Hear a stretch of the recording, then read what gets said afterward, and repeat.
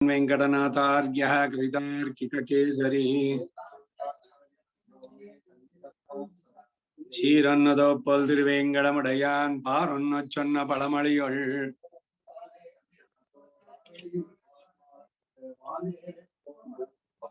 वेदापहार परितप्त चतुर्मुखेन संप्रार्थितो हयमुखेन विशुद्ध वेदान् प्रथमतः कमलासनाय आद्यो गुरुर्विजयते सरमाहया संसार सागर निमग्न समस्त जंतु संरक्षणाय निगमंत गुरुर्दयालु तत्रयार्थ विवर्तिं विरचय्य नाहं संरक्षति स्म हृदयोज्ज्वलवाजिवक्त्रः निगमंत गुरुं वन्दे भवसागरतारकम् अस्य त्रयसाराख्या ग्रन्थरत्नेन देहिना देशिको निगमान्तार्यात् तद्भक्तात् सात्विको जनः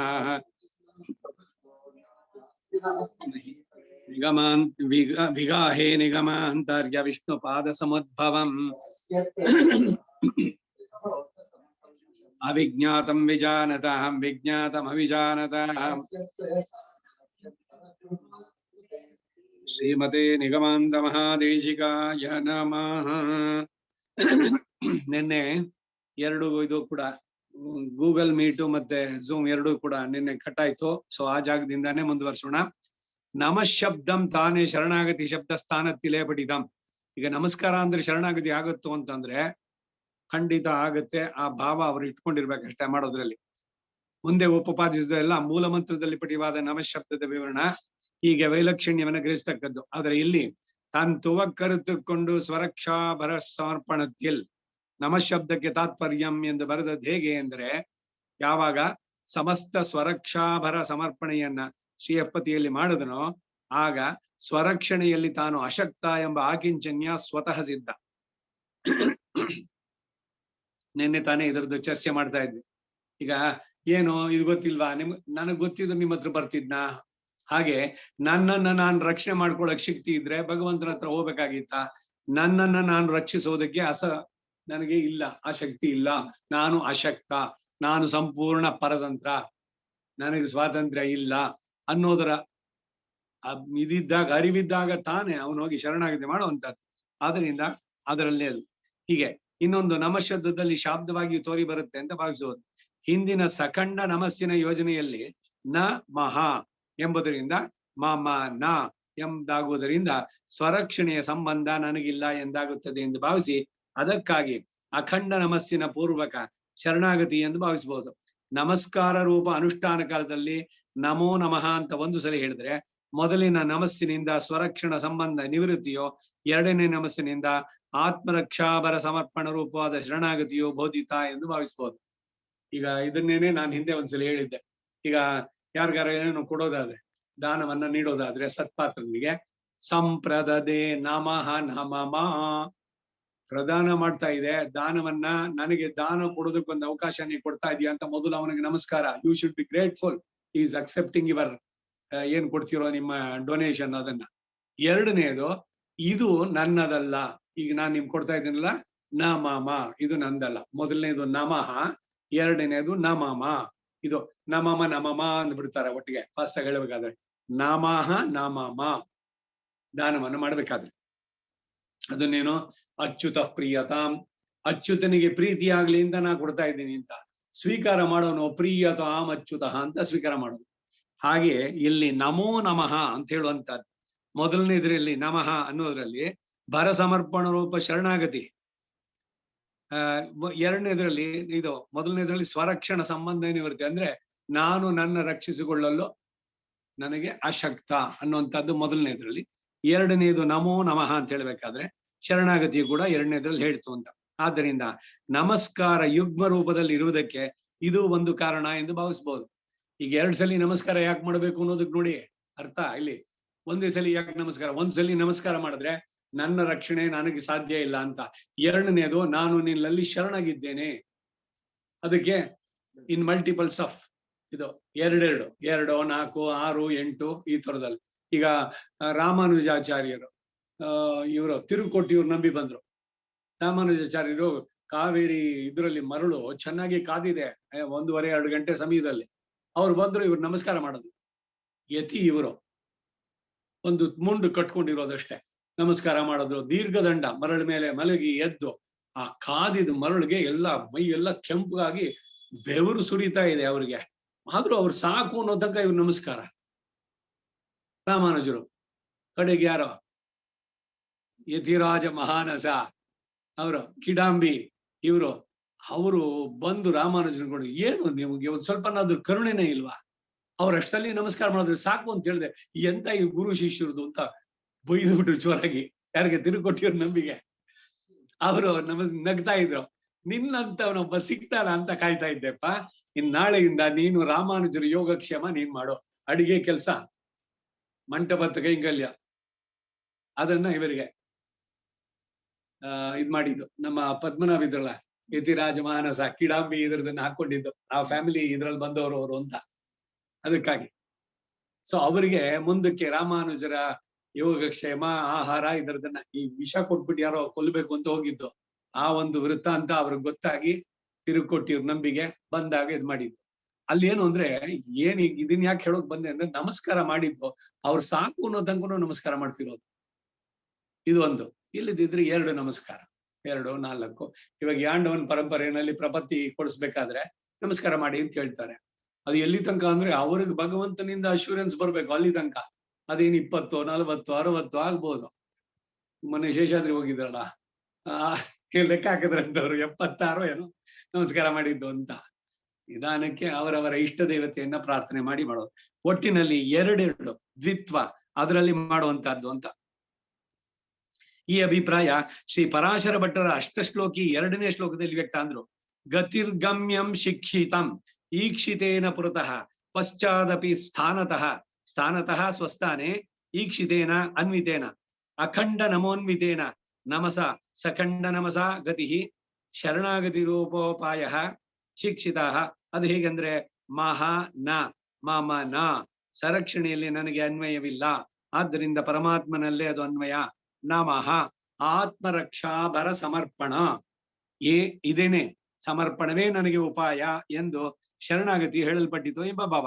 ಮಾಮೇವ ಯೇ ಪ್ರಪದ್ಯಂತೆ ಮಾಯಾಮೇತಾಂ ತರಂತಿದೆ ತ್ವಾಮೇವ ಶರಣಂ ಪ್ರಾಪ್ಯ ನಿಶ್ಚಲದ ಮನೀಷಿಣ ಇತ್ಯಾದಿಗಳು ಕೂಡ ಅಷ್ಟೇ. ಮಾಮೇವ ಯೇ ಪ್ರಪದ್ಯಂತೆ ಮಾಯಾಮೇತಾಂ ತರಂತಿದೆ. ಕೃಷ್ಣ ಅರ್ಜುನ್ ಹೇಳಿದ್ದು, ನಾನೇ ನನ್ನ ಮಾಯೆಯಿಂದ ನಿನ್ನನ್ನು ದಾಟಿಸ್ತೇನೆ, ನನ್ನಲ್ಲಿ ಶರಣಾದ್ರೆ. ಇದಕ್ಕಾಗಿನೇ ಈ ಇದ್ರದ್ದು ರಹಸ್ಯತ್ರಯ ಮಂತ್ರಗಳನ್ನ ಜಪ ಮಾಡ್ಬೇಕಾದ್ರೆ ಒಂದೊಂದು ಧ್ಯಾನ ಶ್ಲೋಕ. ಚರ್ಮ ಶ್ಲೋಕಕ್ಕೆ ಧ್ಯಾನ ಶ್ಲೋಕ ಏನು ಅಂತಂದ್ರೆ, ಯತ್ ಪ್ರಪತ್ತಿಂ ವಿನಾ ಸರ್ವೈಹಿ ಯಸ್ಯ ಮಾಯಾ ದುರತ್ಯಯ. ಇಲ್ಲದಿದ್ರೆ ಅವನ ಮಾಯನ ದಾಟೋಕ್ ಸಾಧ್ಯವೇ ಇಲ್ಲ. ಯತ್ ಪ್ರಪತ್ತಿಂ ವಿನಾ ಯಸ್ಯ ಮಾಯಾ ದುರತ್ಯಯ ಧನಂಜಯ ರಥಸ್ಥಂ. ರಥದಲ್ಲಿರುವಂತಹ ಪಾರ್ಥಸಾರಥಿ ಅವನಲ್ಲಿ ಶರಣಂ ಮಹಾ. ಇದು ಹೇಳಿಬಿಟ್ಟು ಆಮೇಲೆ ನಾವು ಸರ್ವಧರ್ಮಾನ್ ಪರಿತ್ಯಜ್ಯ ಜಪವನ್ನು ಮಾಡುವಂತ. ಹೀಗೆ ಅವುಗಳು ಕೂಡ ಇಲ್ಲಿ ತ್ವಾಮೇವ ಶರಣಂ ಪ್ರಾಪ್ಯ ನಿಸ್ತರಂತೆ ಮನೀಷಿಣ ನದೇ ರೂಪಂ ನ ಜಾಗಾರೋ ನಾಯುಧ ನಿನ್ನ ಜಾಸ್ಪದಂ ಎಲ್ಲಿ ಬರ್ತಿದ್ವ ಜಿತಂತ ಸ್ತೋತ್ರ, ಅದ್ರಲ್ಲಿ ಕೂಡ ಹೇಳುವಂಥದ್ದು ಅವನೇ ಮಾಡುವಂತಹದ್ದು ಅಂತ. ಹೀಗೆ ಮುಂದಕ್ಕೆ ನಮಸಃ ಆತ್ಮ ಸಮರ್ಪಣ ಪರತ್ವೇಪಿ ಪ್ರಮಾಣಂ ಆಹ. ನಮಸ್ಸು ಆತ್ಮ ಸಮರ್ಪಣ ಪರಮಾಯಿರುಕ್ಕಂ ಎನ್ನುವಿಡಂ ಒಂದು ಸಮಿತ್ ಸಾಧನ ಕಾದೀನಾಂ ಯಜ್ಞಾನಾಂ ನ್ಯಾಸಮಾತ್ಮನಃ ನಮಸಾ ಯೋಕರೋದ್ದೇವೇ ಸಸ್ವಧ್ವರ ಇತೀರಿತಃ. 2 ನಮಸ್ಕಾರಾತಕಂ ಯಸ್ಮೈ ವಿಧಾಯ ಆತ್ಮನಿವೇದನಂ ಇತ್ಯಾದಿಗಳಲ್ಲೂ ಪ್ರಸಿದ್ಧಂ. ಪ್ರಣಮ ஒரு பதமாயிருக்க அக்ஷரத்ரயமாக்கி இவ்வக்ஷரங்களையே தனித்தனியே பதங்களாக கொண்டு ஒரு வாக்கியார்த்தம் அனுசந்திக்கையும் நமசென்று பிரணாம வாச்சியாய் இருப்பதொரு ಅವ್ಯಯಮಾயிருக்க ಇತ್ತೈ ವಿಭಜಿತ್ ವಾಕ್ಯಾರ್ಥಂ ಕೊಳ್ಳುಗೆಯೋ ನಿರುಕ್ತ ಬಲತ್ತಾಲೆ ಪೆತ್ತದು. ಈಗ ಪ್ರಣವ ಇದೆ, ಅದನ್ನ ಬಿಡಿಸಿದ್ರೆ ಆ ಓ ಮಾ ಅವನೊಂದಕ್ಕೂ ಏನು ಅಂತ ವಿವರಣೆಯನ್ನ ಬಿಡಿಸಿ ಹೇಳೋದು, ಒಟ್ಟಿಗೆ ಸೇರಿಸಿ ಹೇಳೋದು. ಸಖಂಡ ಅಖಂಡ ಅಂದ್ರೆ ಇಷ್ಟೇ ಅರ್ಥ. ಸಖಂಡ ನಮನ ಅಂದ್ರೆ ಎಲ್ಲ ಒಟ್ಟಿಗೆ ನಾಮಹ, ಅದನ್ನೇ ಬಿಡಿಸು ನ ಮಹ ಅಂತಂದ್ರೆ ಮಾಮ ನ ಅಂತಾಗುತ್ತೆ ಅಂತ. ಎಷ್ಟು ಅರ್ಥಪೂರ್ಣವಾಗಿದೆ ಅಂತ ಒಂದೊಂದು ಇಷ್ಟಕ್ಕೆ ನೋಡೋಣ. ಇವಾಗ ಮುಂದೆ 2 ಪ್ರಮಾಣಗಳು, ಅದರ ಮೂಲಕವಾಗಿ ನಮಶಬ್ದ ಆತ್ಮ ಸಮರ್ಪಣೆಯನ್ನೇ ಬೋಧಿಸುತ್ತದೆ ಅಂತ ತಿಳಿಸ್ತಾರೆ. ನಮಸ್ಸು ನಮಶಬ್ದವು ಆತ್ಮ ಸಮರ್ಪಣ ಪರಮಾಯಿರುಕ್ಕಂ ಎನ್ನುವಿಡಂ ಆತ್ಮ ಸಮರ್ಪಣೆಯನ್ನು ಬೋಧಿಸುವುದಂತದ್ದಾಗಿರುತ್ತದೆ ಎಂಬ ಸಂದರ್ಭ. ಒಂದು ಸಮಿತ್ ಸಾಧನಕಾದೀನಾಂ, ಸಮಿತ್ತು, ಆಜ್ಯ, ಪುರೋಡಾಶ, ಆತ್ಮಹವಿಸ್ಸಿ ಮೊದಲಾದವುಗಳನ್ನೇ ಸಾಧನವಾಗಿ ಉಳ್ಳ ಯಜ್ಞಾನ, ಯಜ್ಞಗಳಲ್ಲಿ ಷಷ್ಟಿಗೆ ಸಪ್ತಮ್ಯರ್ಥವು ಅಥವಾ ಅಂತಹ ಯಜ್ಞಗಳ ಮಧ್ಯದಲ್ಲಿ ಮಧ್ಯೆ ಎಂದು ಇಟ್ಟುಕೊಳ್ಳತಕ್ಕದ್ದು. ಯಹ ಯಾವ ಪುರುಷನು ದೇವೆ ಲೀಲಾಪರನಾದ ಪರಮಾತ್ಮನಲ್ಲಿ ಆತ್ಮನಃ ನ್ಯಾಸಂ ತನ್ನ ಆತ್ಮಾವಿನ ರಕ್ಷಾಬರ ಸಮರ್ಪಣೆಯನ್ನ ನಮಸ ನಮಶಬ್ದದ ಮೂಲಕವಾಗಿ ಯೋ ಕರೇತ್ ಯಾವನು ಅನುಷ್ಠಿಸ್ತಾನೋ ಸಹ ಅವನು ಸ್ವದ್ಭರಃ ಸಮೀಚೀನವಾದ ಯಜ್ಞ ಅನುಷ್ಠಾತೃ ಎಂದು ಇತೀರಿತಃ ಹೇಳಲ್ಪಡ್ತಾನೆ. ಹಿಂದೆನೂ ಬಂದಿದೆ ಇದು, ತೈತಿರಿಯದಲ್ಲೂ ಇದು ವ್ಯಕ್ತ. ತಸ್ಮಾನ್ಯಾಸಮೇಷಾಂ ತಪಸಾಮತಿರಿಕ್ತಮಾಹುಃ ಸಹ ವೈ ದೇವಾನಾಂಚಾಸುರಾಣಾಂಚ, ಅದರಲ್ಲಿ ಕಡೆಯಲ್ಲಿ ಬರುವಂತ ಜ್ಞಾನ ಯಜ್ಞ. ಅದಕ್ಕೆ ಬರೋಕ್ ಮೊದ್ಲು ತಸ್ಯ ಇವಂ ವಿದುಷೋ ಅನ್ನೋದಕ್ಕೆ ಮೊದಲು ಬಂದಿದ್ದು ಸತ್ಯ ಧರ್ಮ ಇವೆಲ್ಲವೂ. ಧರ್ಮ ವೈ ಅದಕ್ಕಿಂತ ಧರ್ಮಾನ್ನಾತಿ ದುಷ್ಕರಂ ತಸ್ಮಾತ್ ಧರ್ಮಂ ಪರಮಂ ವದಂತಿ ಅಂತ ಬರುತ್ತಲ್ಲಿ.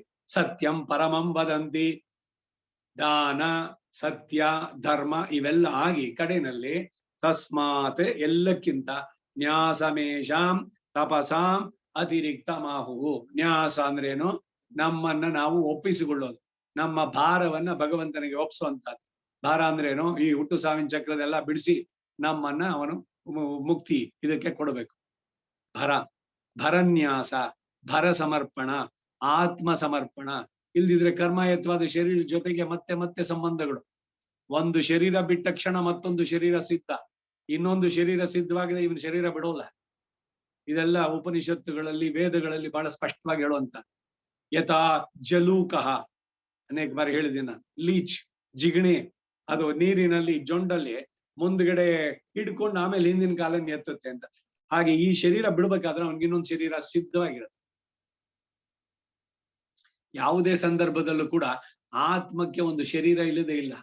ಮೋಕ್ಷ ಸಾಮ್ರಾಜ್ಯಕ್ಕೆ ಹೋದ್ರೆ ದಿವ್ಯವಾದ ಶರೀರ ಹಾಕ್ಬಿಡುತ್ತೆ. ಅದು ಬಿಟ್ರೆ ಕರ್ಮದಿಂದ ಇವನು ಮಾಡಿದ ಕರ್ಮಕ್ಕೆ ಸರಿಯಾಗಿ ಆಯಾಯ ಶರೀರ ಬಿಡು. ಇವನು ಅಂತ್ಯಕಾಲದಲ್ಲಿ ಯಾವ ಸ್ಮರಣೆ ಮಾಡ್ತಾನೋ ಅದು ಅವನಿಗೆ ಮುಂದಿನ ಜನ್ಮಕ್ಕೆ ಅದು ಕಾರಣವಾಗುತ್ತೆ. ಆ ತರದ್ದೇ ಕರ್ಮ ಇವನಿಗೆ ಆ ತರ ಬರುವಂತದ್ದು. ಇವೆಲ್ಲ ಒಂದಕ್ಕೊಂದಕ್ಕೆಲ್ಲ ಡಿಪೆಂಡ್ಸ್ ಆನ್ ಇಸ್ ಕರ್ಮ. ಅದರಿಂದ ನಮ್ಮ ಮುಂದಿನ ಜನ್ಮಗಳ ರೂವಾರಿಗಳು ಯಾರು ಒಂದು ನಾವೇನೆ. ಕೊಡವನು ಭಗವಂತ, ಆದ್ರೆ ಅದಕ್ಕೆ ಕಾರಣ ಯಾರು ಒಂದು ನಾವು. ಇದು ಅವನಲ್ಲಿ ಸ್ಪಷ್ಟವಾಗಿ ಹೇಳುವಂತ. ಹಾಗೆ ಯೋಕರೇದ ಯಾವನು ಅನುಷ್ಠಿಸ್ತಾನೋ ಸಹ ಅವನು ಸ್ವದ್ಭರಃ ಸಮೀಚೀನವಾದ ಯಜ್ಞ ಅನುಷ್ಠಾತೃ ಎಂದು ಹೇಳಲ್ಪಡ್ತಾನೆ ಎಂದು. ತಸ್ಮಾನ್ಯಾಸಮೇಷಾಂ ತಪಸಾಂ ಅತಿರಿಕ್ತ ಮಾಹುಃ ಎಂದು ಸ್ಥಾಪಿಸಿ, ಆ ನ್ಯಾಸ ಯಾವುದು ಎಂದರೆ ವಸುರಣ್ಯೋ ವಿಭೂರಸಿ ಎಂಬ ಮುಂದಿನ ಮಂತ್ರದಿಂದ ತಿಳಿಸಿ, ಉಪಯಾಮಗೃಹೀತೋಸಿ ಎಂದು ನವ ಶಬ್ದಾರ್ಥವನ್ನು ಬೋಧಿಸಿ, ಓಮಿತ್ಯಾತ್ಮಾನಂ ಯಂಜೀತ. இப்போ ವೇದತ್ಲೆ ಎಲ್ಲ ಕಡೆಯಲ್ಲೂ ಎದಕ್ ಬಂತೇನೋ ಒನ್ನೊನ್ನು ಉಪಯಾಮಗೃಹೀತೋಸಿ ವಸುರಣ್ಯೋ ವಿಭೂರಸಿ ಇದೆ ಅಂತ ತೈತರಿ ಆರಣ್ಯಕ್ಕೆ ಬಂಕೊಂಡಾಗ ಅದು ಬರ್ನ ಇಲ್ಲ. ಉಪಯಾಮಗೃಹೀತೋಸಿ ನಮ ಶಬ್ದಾರ್ಥವನ್ನ ಬ್ರಾಹ್ಮಣಲ್ಲಿ ಬಂದ ಮಂತ್ರಗಳು ಸಂಹಿತೆನಲ್ಲೂ ಬರುತ್ತೆ ಸಾಧ್ಯ. ರಿಪಿಟಿಷನ್ಸ್ ಬಹಳಷ್ಟು ಕಡೆ ಬರುತ್ತೆ. ಆದ್ರೆ ಆಯಾಯ ಉದ್ದೇಶ ಯಾವ ಯಜ್ಞವನ್ನು ಏನೋ ಆ ಪರಿಕರ ಹೇಳ್ಬೇಕಾದ್ರೆ ಅದನ್ನ ಅಲ್ಲಿ ಮತ್ತೆ ಹೇಳುವಂತ. ಇದು ಅಲ್ಲಿದೆ ನೋಡ್ಕೊಳ್ಳಿ ಅಂತ ಹಾಕೋಲ್ಲ, ಅಲ್ಲಲ್ಲಿ ಪೂರ್ಣವಾಗಿ ಬರುವಂತ. ಹಿಂದೆ ವರದರಾಜನ್ ಪಣ್ಣಾಳೆ ವಿಷ್ಣು ಸಹಸ್ರನಾಮ ಇದೆಲ್ಲ ಪಣ್ವಿಲ್ಯ. ಅವರು ನನಗೆ ಬಹಳಷ್ಟು ಬಲವಂತ ಮಾಡಿ ಹೇಳಿದ್ರು. ಒಂದು 16 ಸಂಸ್ಕಾರಗಳು, ಒಂದೊಂದು ಸಂಸ್ಕಾರಕ್ಕೂ ಕ್ಲೀನ್ ಆಗಿ ಎಲ್ಲ ಸಪರೇಟ್ ಆಗಿ ಬರೀರಿ. ಈಗ ಚೌಲ, ಉಪನಯನ ಏನ್ ವ್ಯತ್ಯಾಸ? ಯಜ್ಞೋಪವೀತ ಧಾರಣೆ ಒಂದಿಲ್ಲ, ಆದ್ರೂ ಕೂಡ ನೀವು ಇದ್ರಲ್ಲಿ ಬರ್ದಂಗೆ ಉದಕ್ ಶಾಂತಿ ಎಲ್ಲ ಏನೇನಾಗುತ್ತೋ ಅದು ಅದೇ ತರ ಒಂದು ಫುಲ್ ಬುಕ್ ಪುಸ್ತಕ ತಗೊಂಡ್ಬಿಟ್ರೆ ಅದ್ರಲ್ಲಿ ಕಂಪ್ಲೀಟ್ ಇರ್ಬೇಕು. It should be complete. ಅದನ್ನ ಬಿಟ್ಬಿಟ್ಟು ಇನ್ಯಾವುದೋ ಪುಸ್ತಕ ರೆಫರ್ ಮಾಡಿ ಅದು ಬೇಡ ಇದು ಬೇಡ ಅಂತ 16 ಪುಸ್ತಕ ನೀವು ಬರೀರಿ ಮಾಡಿ ಬ್ರಹ್ಮಶುಲ್ಕಿನಿಂದ ಏನಕ್ಕೆ ಹೆಂಗೋ ನಾನೇ ಇದು ಮಾಡೋಕ್ಕಾಗಲಿಲ್ಲ. ಆದ್ರೆ ಒಂದೊಂದಕ್ಕೂ ಸಪರೇಟ್ ಪುಸ್ತಕಗಳು. ಏನು ಉದ್ದೇಶ ಅಂತ? ಹೌದು, ಈಗ ಜಾತಕರ್ಮ ಒಂದು ಪುಸ್ತಕ, ಅನ್ನಪ್ರಾಶನ ಒಂದು, ಅಲ್ಲಿರೋದೇ ಬರುತ್ತಲ್ಲ ಮತ್ತೆ ಸಂಕಲ್ಪ ಅನುಜ್ಞೆ ಅಂತಂದ್ರೆ ಎಸ್ ಆಗ್ಲಿ. ಆ ಪುಸ್ತಕ ತಗೊಂಡಾಗ ಅದ್ರಲ್ಲಿ ಎಲ್ಲ ಕಂಪ್ಲೀಟ್ ಇರ್ಬೇಕು. ಅದ್ರಲ್ಲಿ ಜಯಾದಿ ಹೋಮ ಎಲ್ಲ ಕಡೆಯಲ್ಲಿ ಏನೇನ್ ಬರುತ್ತೋ ಅದು ಪ್ರಾಯಶ್ಚಿತ್ ಹೋಮಗಳು. ಈಗ ನೀವು ಶುಭೋದಯ ತಗೊಂಡ್ರೆ ಇದ್ರಲ್ಲೇನೆ ಎಷ್ಟ್ ಕಡೆನಲ್ಲಿ ಅದ್ರ ಮತ್ತೆ ರಿಪಿಟೇಷನ್ಸ್ ಇರುತ್ತೆ. ಈಗ ಅದೇನು ಹೋಮ ಹಾಕಿದ್ರು ಅದ್ರಲ್ಲಿ ಜಯದ ಹೋಮ ಇದೆ, ಇನ್ನೊಂದ್ ಕಡೆ ಜಯದ ಹೋಮ ಇದೆ. ಸೊ ಅಲ್ಲೂ ಆ ಪುಟ ನೋಡಿ ಈ ಪುಟ ನೋಡಿ ನಕ ಅವರು ಕನ್ಫ್ಯೂಷನ್ ಹಾಕಿರೋ ಒಳಗೆ. ಸೊ ಅದಕ್ಕಾಗಿ ಆ ರೀತಿ ಮಾಡಿ ಅಂತ. ಇಲ್ಲಿ ಪ್ರತಿ ಒಂದೊಂದು ಕೂಡ ಆ ರೀತಿ ಹೇಳುವಂತಹದ್ದು ನಮಃ ಶಬ್ದಾತ್ಮ. ಈ ಆತ್ಮ ಸಮರ್ಪಣೆ ಹೇಳಿದೆ. ಮುಂದಿನ ಅನುವಾಕ ತಸ್ಯೈವಂ ವಿದುಷೋ ಯಜ್ಞಸ್ಯ ಆತ್ಮ. ಇಲ್ಲೂ ಕೂಡ ಅಷ್ಟೇನೆ, ಭಗವಂತನಿಗೆ ಇದು ಜ್ಞಾನ ಯಜ್ಞ. ನಾವು ಪ್ರತಿದಿನ ಆರಾಧನೆಯಲ್ಲಿ ಸೇರಿಸ್ಕೊಂಡಿರೋದು ಎಷ್ಟು ಸುಂದರವಾಗಿದೆ ಅಂದ್ರೆ, ನಾನು ಏನು ಹೇಳ್ತೀನೋ, ಓಡಾಡ್ತೀನೋ, ಕೂತ್ಕೊಳ್ತೀನೋ, ಯದಶ್ನಾತಿ ಯತ್ ಪಿಬತಿ ತದಸ್ಯ ಸೋಮಪಾನಂ. ಗೃಹಸ್ಥನಾಗಿದ್ದಾಗ ಅವನು ಮಾಡುವಂತ ಸಪ್ತ ಪಾಕ ಯಜ್ಞಗಳು ಪ್ರತಿ ಒಂದು ಕೊಡುತ್ತೆ. ಮಲಕ್ಕೊಂಡ್ರೆ ಅದು.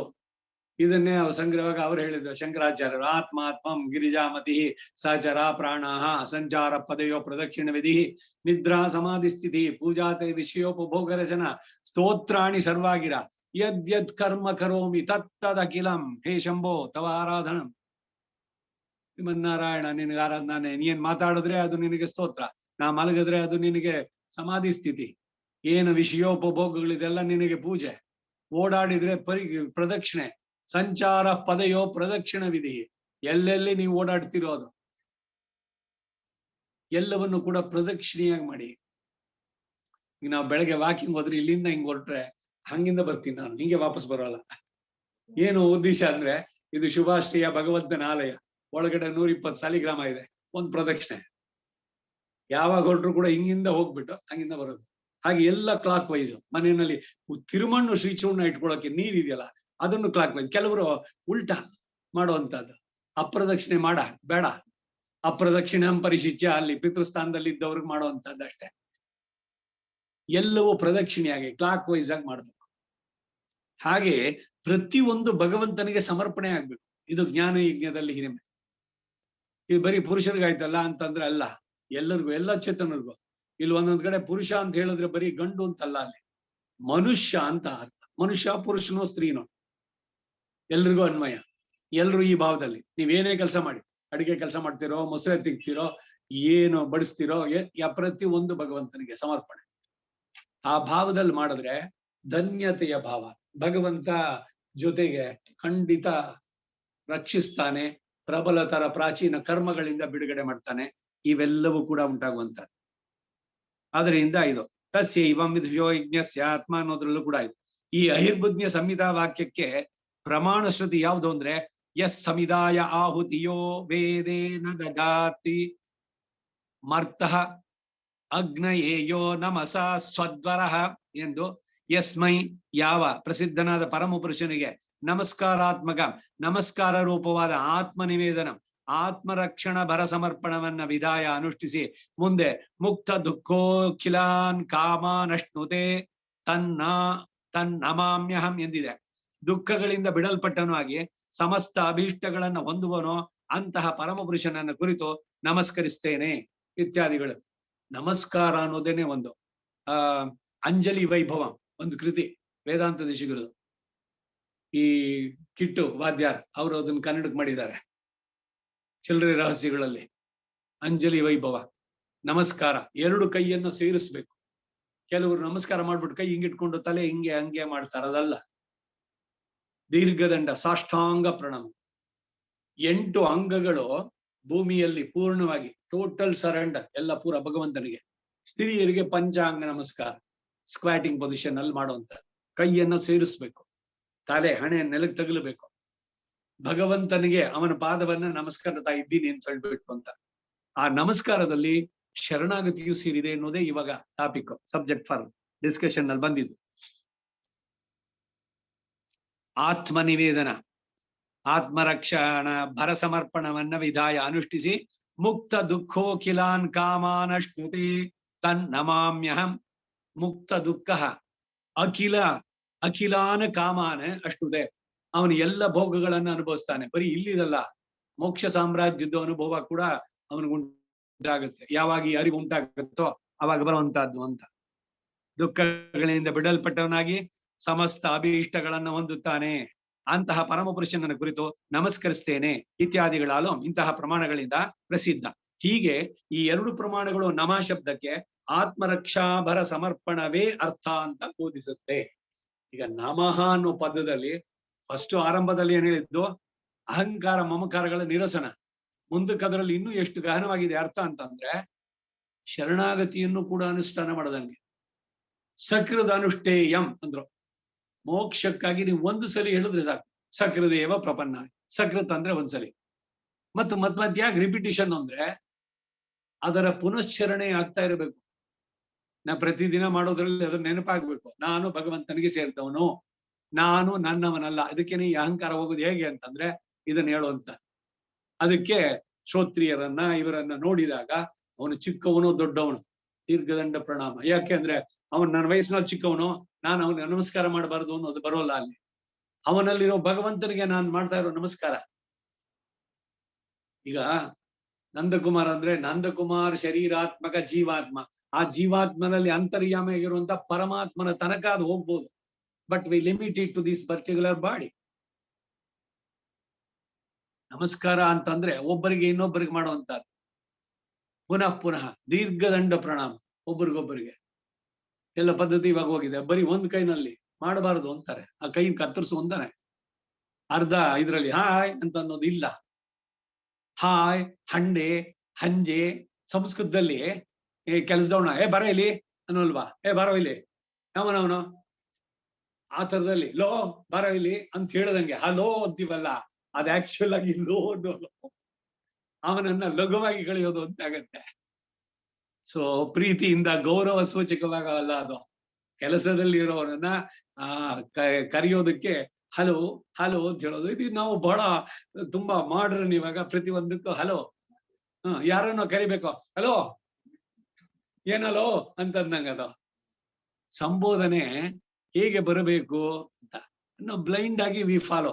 ಬೇರೆ ಬೇರೆ ಇದು ಅದು ತಗೊಂಡ್ರೆ ಇವಾಗ ಅದೊಂಥರ we are up to date. Status ಇದು ಎಲ್ಲ ಈ ತರದಲ್ಲಿ. ಸೊ ಪ್ರೀತಿಯಿಂದ ಭಕ್ತಿಯಿಂದ ಭಗವಂತನಿಗೆ ನಮಸ್ಕಾರ ಮಾಡ್ತೀನಿ ಅಂತ ಈ ಅರಿವು ಉಂಟಾದರೆ ಎಲ್ಲ ಶುಕ ಮಹರ್ಷಿಗಳಾಗ್ಬಿಡ್ತಾರೆ. ಶುಕ ಮಹರ್ಷಿ ಜ್ಞಾನ ಅವನಿಗೆ ಬಹಳ ಚೆನ್ನಾಗಿದ್ದಿತ್ತು. ಪ್ರತಿಯೊಬ್ಬರಲ್ಲೂ ನೀವು ವಿಷ್ಣುವನ್ನೇ ನೋಡೋದಾದ್ರೆ ಇದು ಪುರುಷ, ಅದು ಸ್ತ್ರೀ, ಇದು ಮರ, ಅದು ಗಿಡ ಅಂತ ನೋಡ್ತೀರೇನೋ. ಚರಾಚರಾಣಿ ಸರ್ವಾಣಿ ಸರ್ವಂ ಭಗವಂತೋ. ಯಾವುದು ಕಂಡ್ರು ಭಗವಂತನೇ, ಅದ್ರಲ್ಲಿ ಇದ್ದಾನೆ ಒಳಗಡೆ ಅಂತರ್ಯಾಮಿಯಾಗಿ.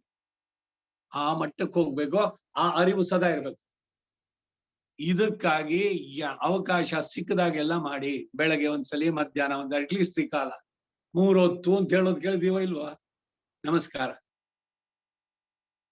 ವೇದ ವಿದೆ ಬ್ರಾಹ್ಮಣೆ ಸರ್ವೇ ವೇದಾಹ ವಸಂತಿ ತಸ್ಮಾತ್ ಬ್ರಾಹ್ಮಣೇಭ್ಯೋ ವೇದ ವಿದ್ಯೋ ದಿವೆ ದಿವೆ ನಮಸ್ಕುರ್ಯಾತ್. ಬರೀ ದಿನ ಅಂತಲ್ಲ, ಪ್ರತಿ ಕ್ಷಣ ಕಂಡಾಗಲೆಲ್ಲ ನಮಸ್ಕಾರ ಮಾಡು.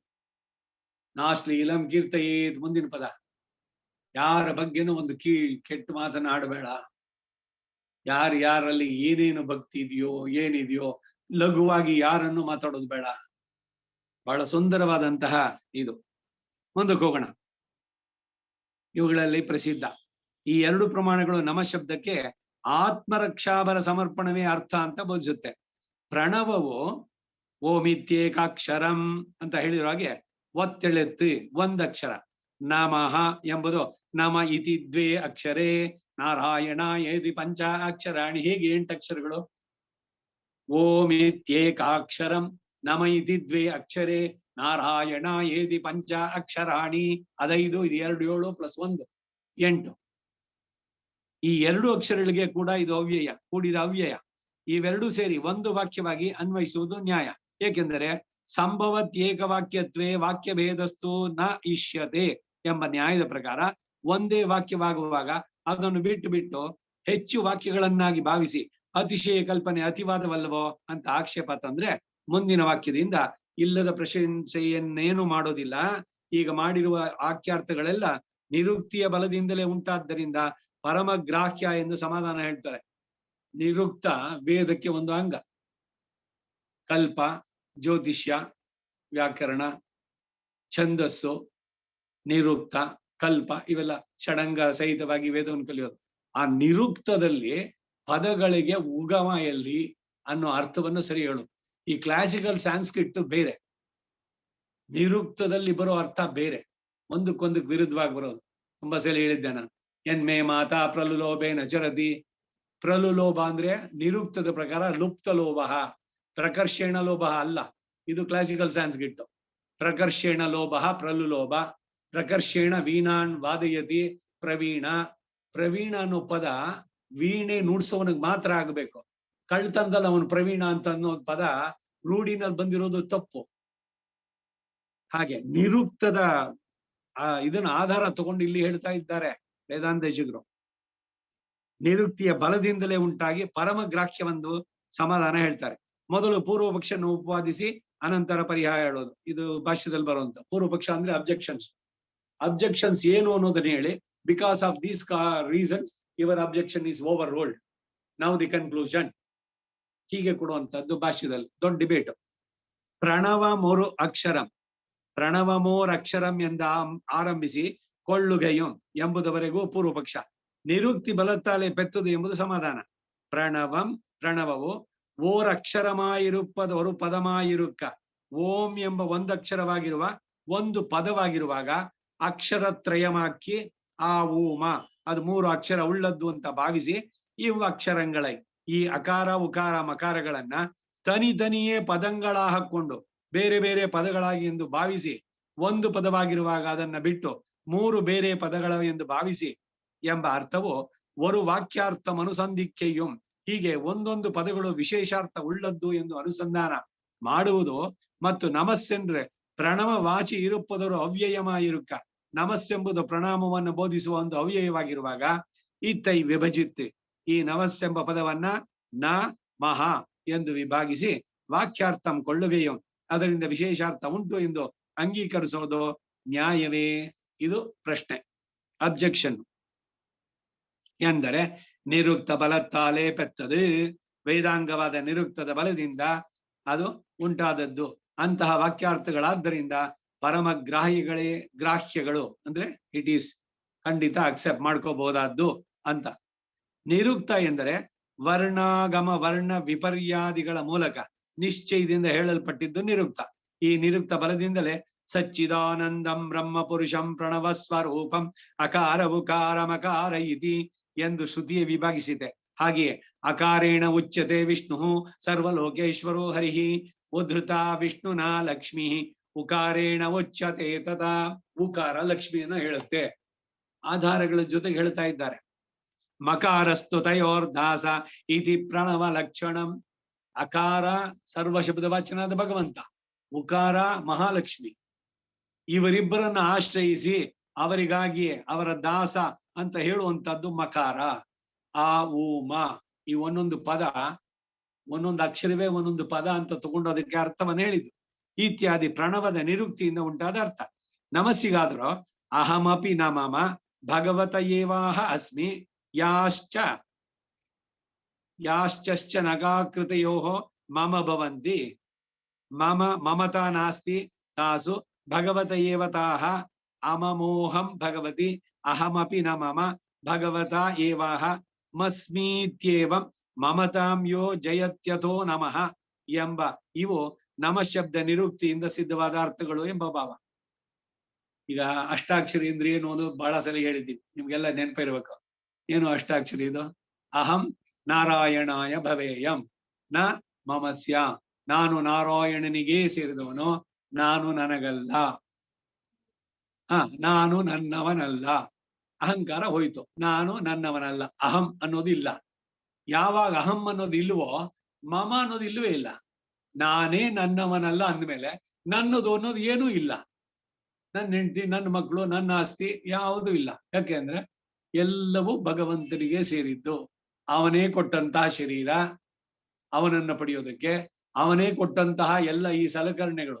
ಈ ಶರೀರ ಇರ್ಬೇಕಾದ್ರೆ ಇದಕ್ಕೆ ಸೌಖ್ಯ, ಒಂದು ಮನೆ, ಸರಿ, ಸಂಸಾರ, ಇವೆಲ್ಲ ಎಲ್ಲವನ್ನು ಕೊಟ್ಟವನು ಅವನು.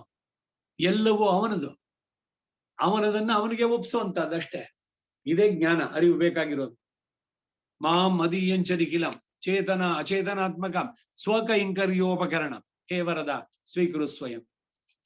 ನನ್ನನ್ನ ನೀನು ಸ್ವೀಕರಿಸು. ನಾನು ನಿನಗೆ ಸೇರಿದವನು, ನಾನು ನನ್ನವನಲ್ಲ. ಈ ಮೂಲ ವಾಕ್ಯದ ಕೆಲವು ಕೋಶಗಳಲ್ಲಿ ಇಲ್ಲ ಈ ಮೂಲದ ವಾಕ್ಯ.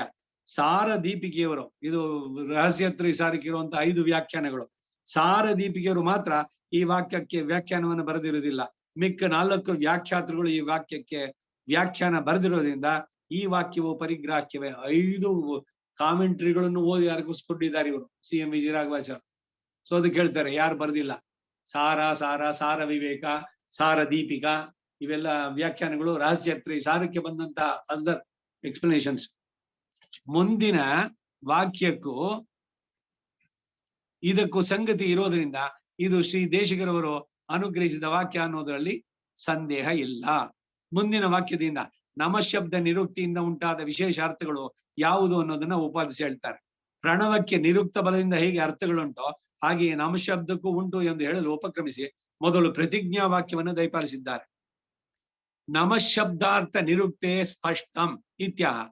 ನಾನುಂ ಎನಕ್ ಉರಿಯೇನಲ್ಲೇನ್ என்னுடையதான வியாபாராதிகளும் எனக்கு சேஷமன்னு இவையெல்லாம் சர்வேஸ்வரனுக்கே சேஷம் என்றிவை முதலாದ அர்த்தங்களெல்லாம் நமசப்தத்திலே விவக்ஷிதம் என்னுமிடம் நிருக்தத்தில் நமஸ்கார பிரகರಣத்திலே ಓದப்பட்டது.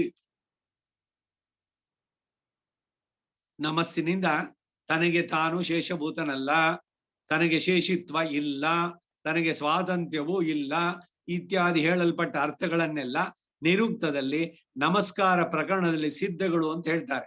ನಾನು ಮೆನಕ್ಕುರಿಯೇನಲ್ಲೇನ್, ಇದು ಮೇಲೆ ಉದಾಹರಿಸಿದ ನಿರುಕ್ತ ವಾಕ್ಯದ ಅಹಂ ನ ಮಮ ಎಂಬುದರ ವ್ಯಾಖ್ಯಾನ.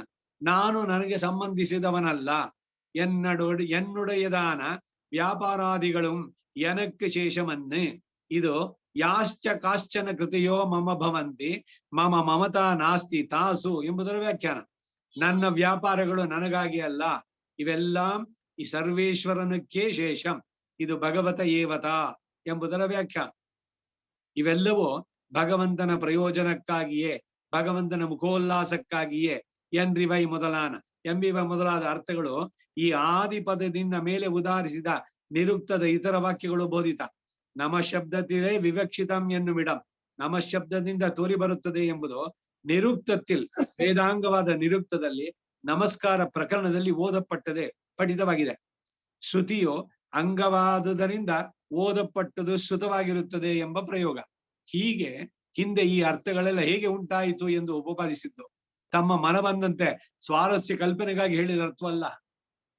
ಸುಮ್ನೆ ಏನೋ ಕಲ್ಪನೆ ಮಾಡ್ಕೊಂಡು ನಮ್ ತಲೆ ಬುದ್ಧಿಗೆ ತೋರಿದ್ದನ್ನ ಹಿಂಗೆ ಹೇಳ್ಬೇಡ ಅಂತ, ಇಲ್ಲ ಅಡ್ಗೋಡೆ ಮೇಲೆ ದೀಪ ಇಟ್ಟಂಗೆ ಅಂತ ಕಲೆ ಕೇಳಿದಾರಲ್ಲ, ಹೀಗೆ ಹೇಳಿದ್ರೆ ಅದು ಸರಿ, ಹಾಗೆ ಹೇಳಿದ್ರೆ ಹಾಗೆ ಹೇಳ್ಬೋದು.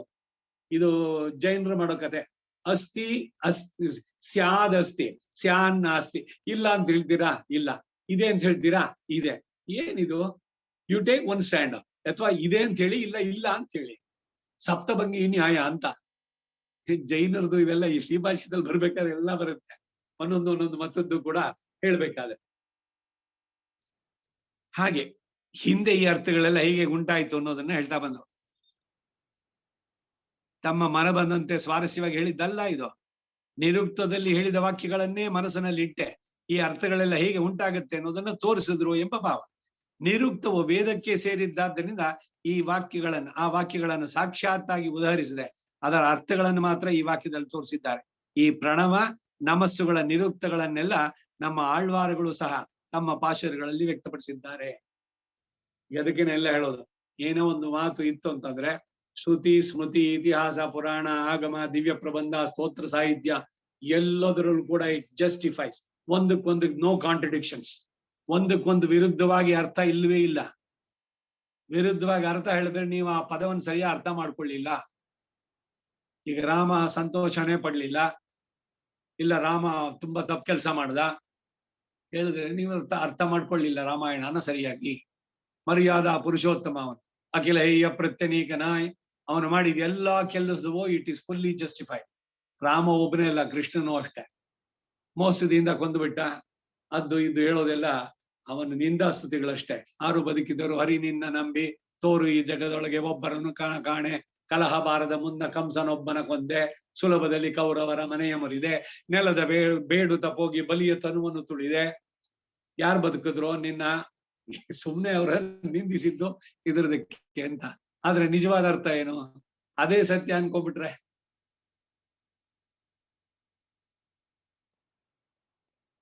ಎಲ್ಲವೂ ಕೂಡ ಸಮರ್ಪಕ. ದಿವ್ಯ ಪ್ರಬಂಧದಲ್ಲಿ ಆಳ್ವಾರಗಳು ಇವ್ರದ್ದು ಏನ್ ವಿಶೇಷ ಅಂದ್ರೆ ವೇದಾಂತ ದೇಶಿಕರದು ಬರೀ ಸ್ಮೃತಿಗಳು ಉದಾಹರಣೆ ಕೊಡುದು ಅಷ್ಟೇ ಅಲ್ಲ, ದಿವ್ಯ ಪ್ರಬಂಧದಲ್ಲಿ ಇದೆ ತೆಗೆದು ತೋರಿಸ್ತಾರೆ. ಅಂದ್ರೆ ಇವರ ಜ್ಞಾನದ ಇದನ್ನ ನೋಡಿ, ವೊಕ್ಯಾಬ್ಯುಲರಿ ಆಗ್ಲಿ ಇದಾಗ್ಲಿ ಎಷ್ಟು ಗ್ರಂಥಗಳನ್ನ ಓದಿ ಮಾಡಿರೋದು. ಕವಿ ತಾರ್ಕಿಕ ಸಿಂಹ ಅಂತ ಹೇಳ್ಬೇಕಾದ್ರೆ ಇವೆಲ್ಲ. ಮುಂದಿಂದು ನಮಸಃ ನಿರುಕ್ತ ಬಲಾತ್ ಅಹಿರ್ಬುದ್ಧಿ ಉಕ್ತ ಸ್ಥೂಲ ಸೂಕ್ಷ್ಮಾದಿ ಯೋಜನಾತ್ರಯಮಾಹ. ಅಹಿರ್ಬುದ್ಧಿ ಅನ್ನೋನು ಒಬ್ಬ ಮಹರ್ಷಿ. ಅವನು ಕಂಡುಕೊಂಡಂತಹ ದರ್ಶನ ಅಹಿರ್ಬುದ್ಧ ಸಂಹಿತೆ. ವಿಶೇಷವಾಗಿ ಸುದರ್ಶನ ಮಂತ್ರ ಇದೆಯಲ್ಲ, ಆ ಸುದರ್ಶನ ಮಂತ್ರ, ಅದರ ಹಿರಿಮೆ, ವ್ಯಾಪ್ತಿಗಳು ಇವನ್ನೆಲ್ಲ ತಿಳಿಸೋದು ಅಹಿರ್ಬುದ್ಧಿ ಸಂಹಿತೆ. ಅದಕ್ಕೇನೆ ಸುದರ್ಶನ ಮಂತ್ರದಲ್ಲಿ ಅಹಿರ್ಬುದ್ಧೋ ಋಷಿ ಹೇಳ್ಬಿಟ್ಟಿದ್ ಮಾಡುವಂತಹದ್ದು. ಇವರದ್ ಹೇಳ್ತಾ ಇದ್ದಾರೆ, ನಿರುಕ್ತಿ ಬಲದಿಂದ ನಮಸ್ಸಿಗೆ ಅಹಿರ್ಬುದ್ಧರಿಂದ ಹೇಳಲ್ಪಟ್ಟ ಸ್ಥೂಲ ಸೂಕ್ಷ್ಮ ಪರ ಎಂಬ 3 ಯೋಜನೆಗಳನ್ನ ತಿಳಿಸ್ತಾರೆ. ಈ ನಮ ಶಬ್ದಕ್ಕೆ ಸ್ಥೂಲ ಸೂಕ್ಷ್ಮ ಪರಂಗಳೆಂದು 3 ಅರ್ಥங்களை அவை அர்த்தங்களை வகுத்து அஹிர்புத்யன் வியாக்கியானம் பண்ணினான். பிரேக்ஷாவதः பிரவೃತ್ತಿರ್ಯ ಪ್ರಕ್ವೀಭಾವಾತ್ಮಿಕಾ ಸ್ವತಃ ಉತ್ಕೃಷ್ಟಂ ಪರಂ ಉದ್ದೇಶ್ಯ ತನ್ನಮಃ ಪರಿಗೀಯತೆ. ಲೋಕೆ ಚೇತನವರ್ಗಸ್ಥೋ ದ್ವಿಧೈವ ಪರಿಕೀರ್ತ್ಯತೆ. ಜಾಯಾಂಶ್ಚೈವ ತಥಾ ಜಾಯಾನ್ ನೈವಾಭ್ಯಾಂ ವಿದ್ಯತೆ ಪರಃ. ಕಾಲತೋ ಗುಣತಶ್ಚೈವ ಪ್ರಕರ್ಷೋ ಯತ್ರ ತಿಷ್ಠತಿ. ಶಬ್ದಸ್ಥಂ ಮುಖ್ಯಯಾ ವೃತ್ಯ ಜಾಯಾ ನಿತ್ಯವಲಂಬತೆ. ವರ್ಗೋನ್ಯಃ ಸ್ಮೃತಃ ಪ್ರತ್ಯವರೋ ಬುಧೈಃ. ಅಜ್ಜಾಯಾಂಶ್ಚ ನಯೋ ಯೋಗಃ ಶೇಷಿತ ಯೇಷ್ಯತೆ. ಅಜ್ಜಾಯಾಂ ಸೋಪರೆ ಸರ್ವೇ ಜಾಯಾನೇಕೋ ಮತಃ ಪರಃ. ನಂತವ್ಯ ಭಾವೇನ ತೇಷಾಂ ತೇನ ಸಮನ್ವಯಃ. ನಂತವ್ಯಃ ಪರಮಶೇಷಿ ಶೇಷಾನಂತಾರ ಈರಿತಾಃ. ನಂತವ್ಯ ಭಾವೋಯಂ ನ ಪ್ರಯೋಜನ ಪೂರ್ವಕಃ. ನೀಚೋಚ್ಚಯೋ ಸ್ವಭಾವೋಯಂ ನಂತವ್ಯತಾತ್ಮಕಃ. ಉಪಾಧಿರಹಿತೇನ ಯೇನ ಭಾವೇನ ಚೇತನಃ. ನಮತಿ ಜಾಯಸೆ ತಸ್ಮೈ ತದ್ವಾನ ಮನೋಚ್ಯತೆ. ಭಗವಾನ್ ಮೇ ಪರೋ ನಿತ್ಯಂ ಅಹಂ ಪ್ರತ್ಯವರಃ ಸದಾ ಇತಿ ಭಾವೋ ನಮಃ ಪ್ರೋಕ್ತೋ ನಮಸಃ ಕಾರಣಮ್ಮಿ ಸಹ ನಾಮಯತ್ಯಪಿ ವಾ ದೇವಂ ಪ್ರಕ್ವೀ ಭಾವಯತಿ ಧ್ರುವಂ. ಪ್ರಕ್ವೀ ಭವತಿ ನೀಚೇಹಿ ಪರೋ ನೈಚ್ಯಂ ವಿಲೋಕಯನ್ನೇ ಅಥೋ ವಾ ನಮ ಉದ್ದಿಷ್ಟಂ ಯತ್ತನ್ನಾಮಯತಿ ಸ್ವಯಂ. ವಾಚಾ ನಮ ಇತಿ ಪ್ರೋಚ್ಯ ಮನಸಾ ವಪುಷಾ ಚಯತೆ ತನ್ನಮಃ ಪೂರ್ಣಮುದ್ದಿಷ್ಟ್ಯ ಮತೋನ್ಯೂನ ಮುಚ್ಯತೆ. ಇಯಂ ಕರ್ಣಪೂರ್ತಿ ಸ್ಯಾತ್ ಅಂಗಪೂರ್ತಿ ಮಿಮಾಂ ಶೃಣು. ಶಾಶ್ವತಿ ಮಮ ಸಂತಿಃ ಸಂಸಿದ್ಧಿಃ ಇಯಂ ಪ್ರಕ್ವೀ ಭಾವಮಿಯತ್. ಪುರುಷಂ ಪರಮಮುದ್ದಿಶ್ಯ ನಮೇ ಸಿದ್ಧಿರಿತೋನ್ಯತ ಇತ್ಯಂಗಮುದಿತಂ ಶ್ರೇಷ್ಠಂ. ಫಲೇಪ್ಸಾತ್ ತದ್ವಿರೋಧಿನಿ ಅನಾದಿವಾಸನಾರೋಹಾದ್ ಅನ್ಯೈಶ್ಚೈರ್ಯಾತ್ ಸ್ವಭಾವಜಾತ್. ಮಲಾವಕುಂಠಿತತ್ವಾಚ್ಚ ದೃಕ್ಕ್ರಿಯಾ ವಿಹರತಿ ಕ್ರಿಯಾ. ತತ್ ಕಾರ್ಪಣ್ಯಂ ತದುದ್ಬೋಧೋ ದ್ವಿತೀಯ ಖ್ಯಂಗಮೀದೃಶಂ. ಸ್ವಸ್ವಾತಂತ್ರ್ಯಾವಬೋಧಸ್ತು ತದ್ವಿರೋಧ ಉದೀರ್ಯತೆ. ಪರತ್ವೇ ಸತಿ ದೇವೋಯಂ ಭೂತಾನಾಮನುಕಂಪನಃ ಅನುಗ್ರಹೈಕಧೀರ್ನಿತ್ಯಂ ಇತ್ಯೇತತ್ತು ತೃತೀಯಕಂ. ಉಪೇಕ್ಷಕೋ ಯಥಾ ಕರ್ಮ ಫಲದಾಯೀತಿ ಯಾಮತಿಃ ವಿಶ್ವಾಸಾತ್ಮಕಮೇತತ್ತು ತೃತೀಯಂ ಅಂತಿವೈ ಸದಾ. ಏವಂ ಭೂತೋಪ್ಯಶಕ್ತಃ ಸನ್ ನ ತ್ರಾಣಂ ಭವಿತುಂ ಕ್ಷಮಃ ಇತಿ ಬುದ್ಧ್ಯಾ ಸ್ವದೇವಸ್ಯ ಗೋಪ್ತೃ ಶಕ್ತಿ ನಿರೂಪಣಂ. ಚತುರ್ಥಂ ಅಂಗಮುದ್ದಿಷ್ಟ್ಯ ಅಮುಷ್ಯಂ ವ್ಯಾಹುತಿ ಪುನಃ. ಉದಾಸೀನೋ ಗುಣೋಭಾವಾತ್ ಇತ್ಯುತ್ಪ್ರೇಕ್ಷಾ ನಿಮಿತ್ತಜ. ಸ್ವಸ್ಯ ಸ್ವಾಮಿನಿ ವೃತ್ತಿರ್ಯ ಪ್ರಾತಿಕೂಲ್ಯಸ್ಯ ವರ್ಜನಂ. ತದಂಗಂ ಪಂಚಮಂ ಪ್ರೋಕ್ತಂ ಆಜ್ಞಾ ವ್ಯಾಘಾತ ವರ್ಜನಂ.